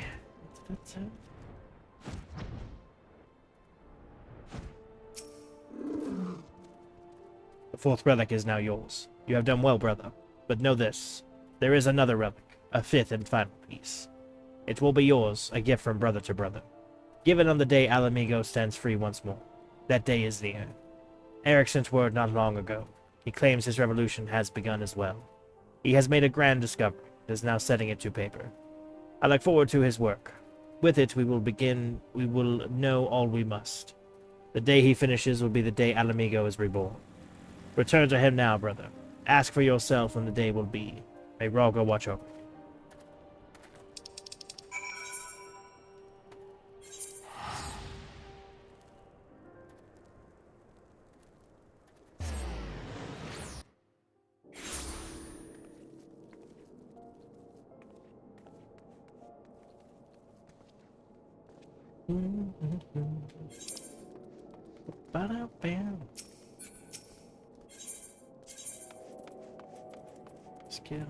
Skill. Actually, I have a really cool thing. We have that Remembering the Past quest, which also has a historian. So I think when we're done with that, we'll come over here and we'll talk to Eric. We'll double team that. Afraid I haven't the time for you now, Ursa. I'm penning my thesis based on the ethereal data you and the Simpleton collected. There have been significant developments since this last we spoke, or rather since last I spoke, and you stood before me with that ever-vapid expression. Soon I will complete my work and present it to a conference of my peers. Surely you can pass the time until then, punching, kicking, and pursuing other monthly interests, yes? Go do that then.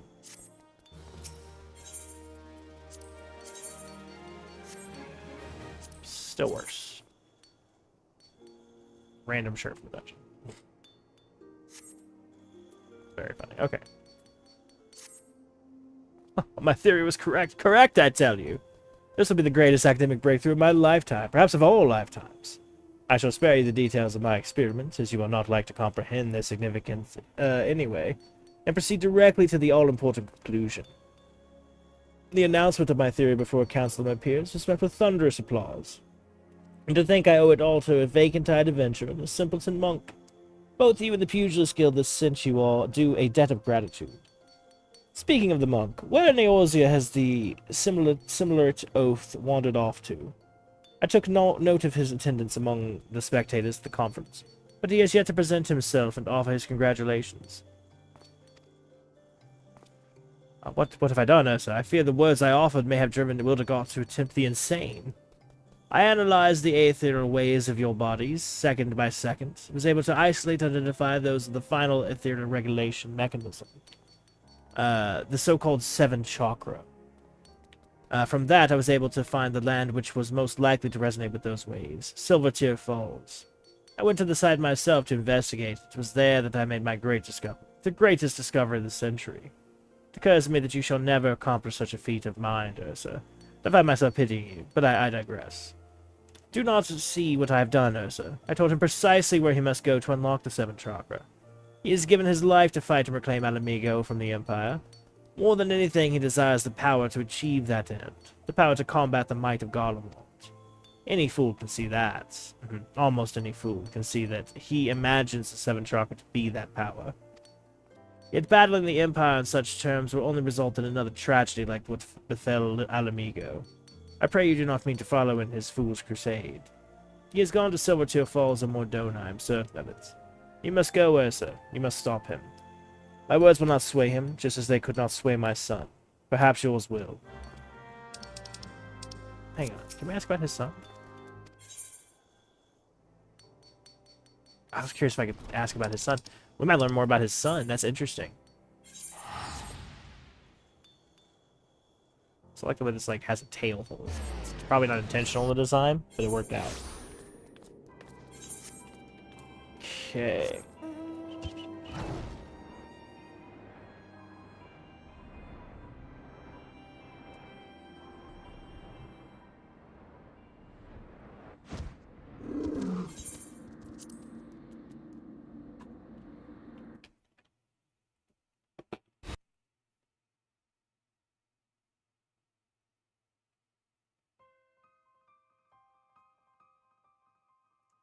Claim the power of Garlemald. Fools! Power outside your own cannot be trusted. You have no hope of defeating me.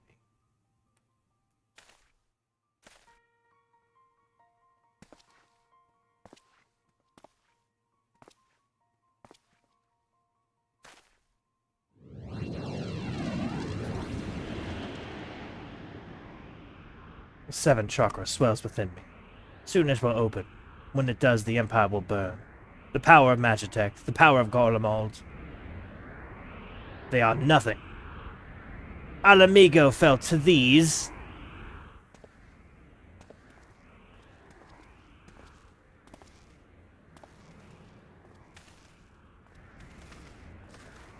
Ah, brother, you are late.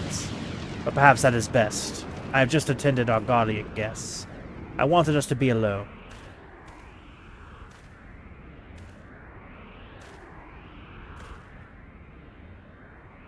Eric was right. This is the place.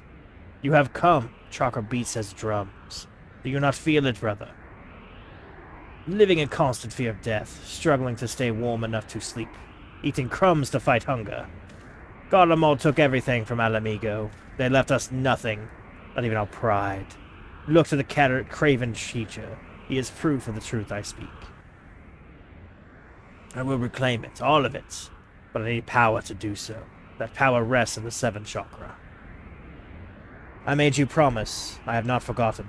The 5th and final piece, it is yours to claim, but only if you defeat me.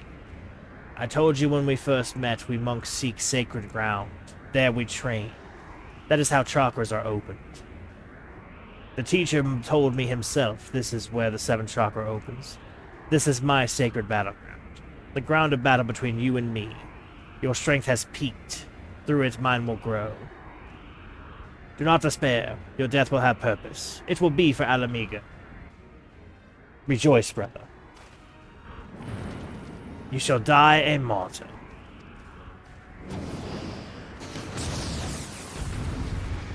I mean, like, we could fight and not kill each other, though. Just throwing that out there. Also, kind of a fucking situation is this guy? Like, oh yeah, fair fight, guy. We're brothers. I respect you.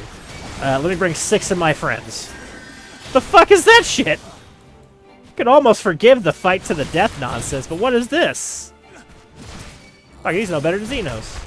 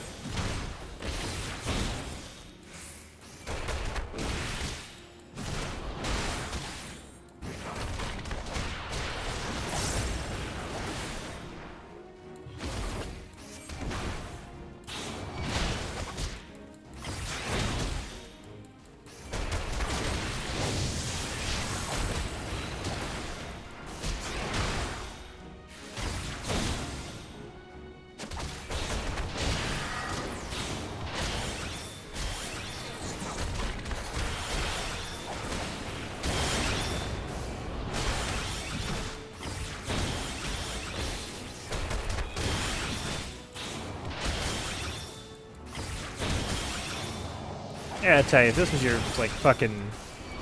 You were gonna 1v1 all of Garlemald. How'd that work out for you? Gonna punch tanks? So close. Why were you not to yield your power?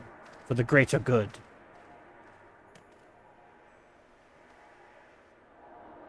Stay back. This power is mine.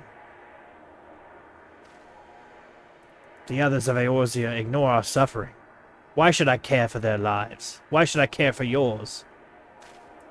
I must have that power. I must protect my people.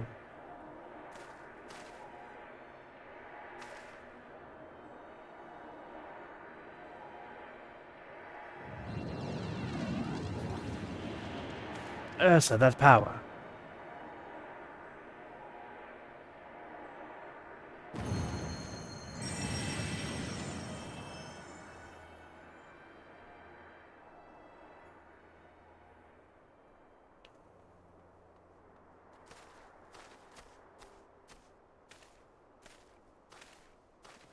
That light. Never have I seen any like it.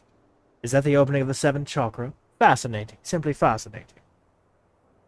You have no mind for study, but your gift for fieldwork is extraordinary indeed.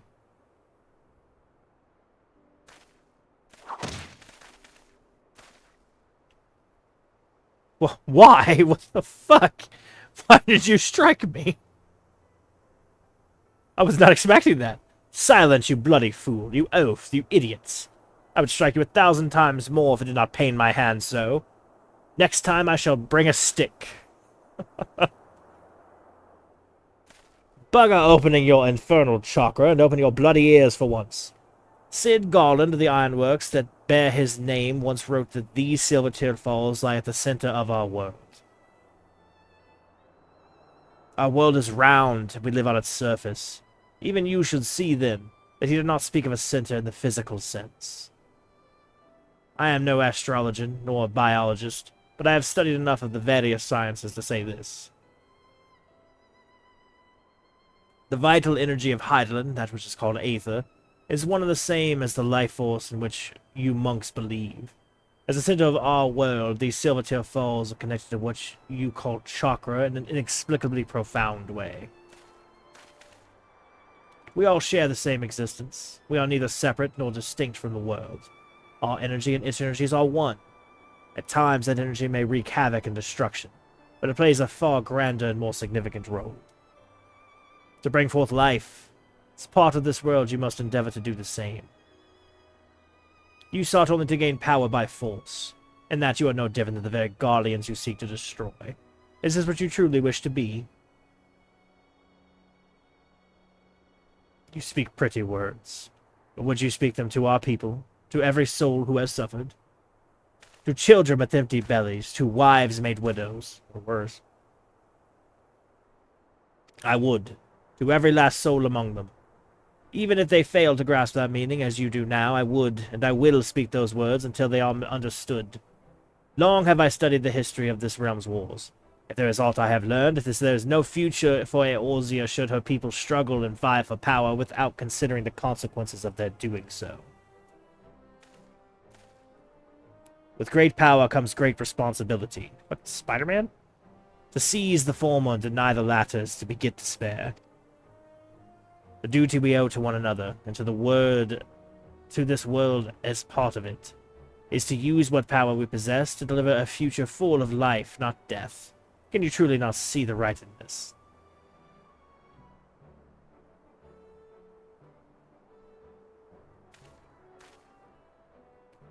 You have done the realm, indeed the world, a great service, Ursa. As a scholar, as a teacher, and Alamegan, as a man, I offer you my deepest thanks.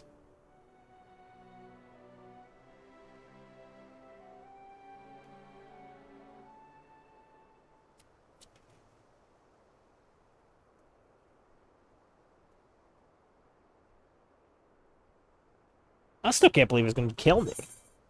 It's mostly just because it seems super unnecessary.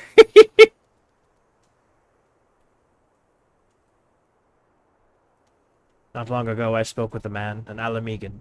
He too was of the Resistance. He asked me a simple question. Why do I fight? Did not hesitate, did not think. The word came of its own will. Revenge. He said revenge is in all our hearts, that it is the most common of reasons, the easiest, and the most dangerous. I did not think on it then, perhaps now I should. I thought of nothing else, but you thought of me, brother. You and the teacher, for that I thank you both.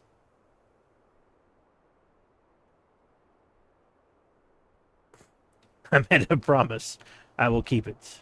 The fifth piece is yours. It is meant for you, for whose seventh chakra is open. It'd be funny if I were Lalafell. How the fuck would that fit? Alamigo fought to protect itself, to protect all of Eorzea from the Empire. And yet we are despised, ignored, worse and we are forgotten. Even so, the teacher preached peace. For a long time I did not understand. I hated him for it. Alamegans are proud people.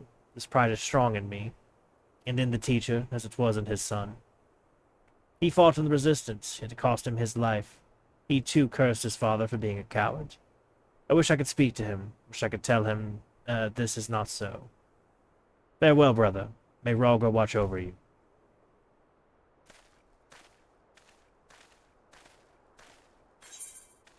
I'll say, I mean, he's an ass. He's not really a coward. I mean, he came all the way out here. This is not a very, like, safe location. Perfect balance. I don't know that that's going to be worth using, to be honest, but... I mean, it just seems like you'd be able just to hammer away at something with it, sure, but... remains to be seen.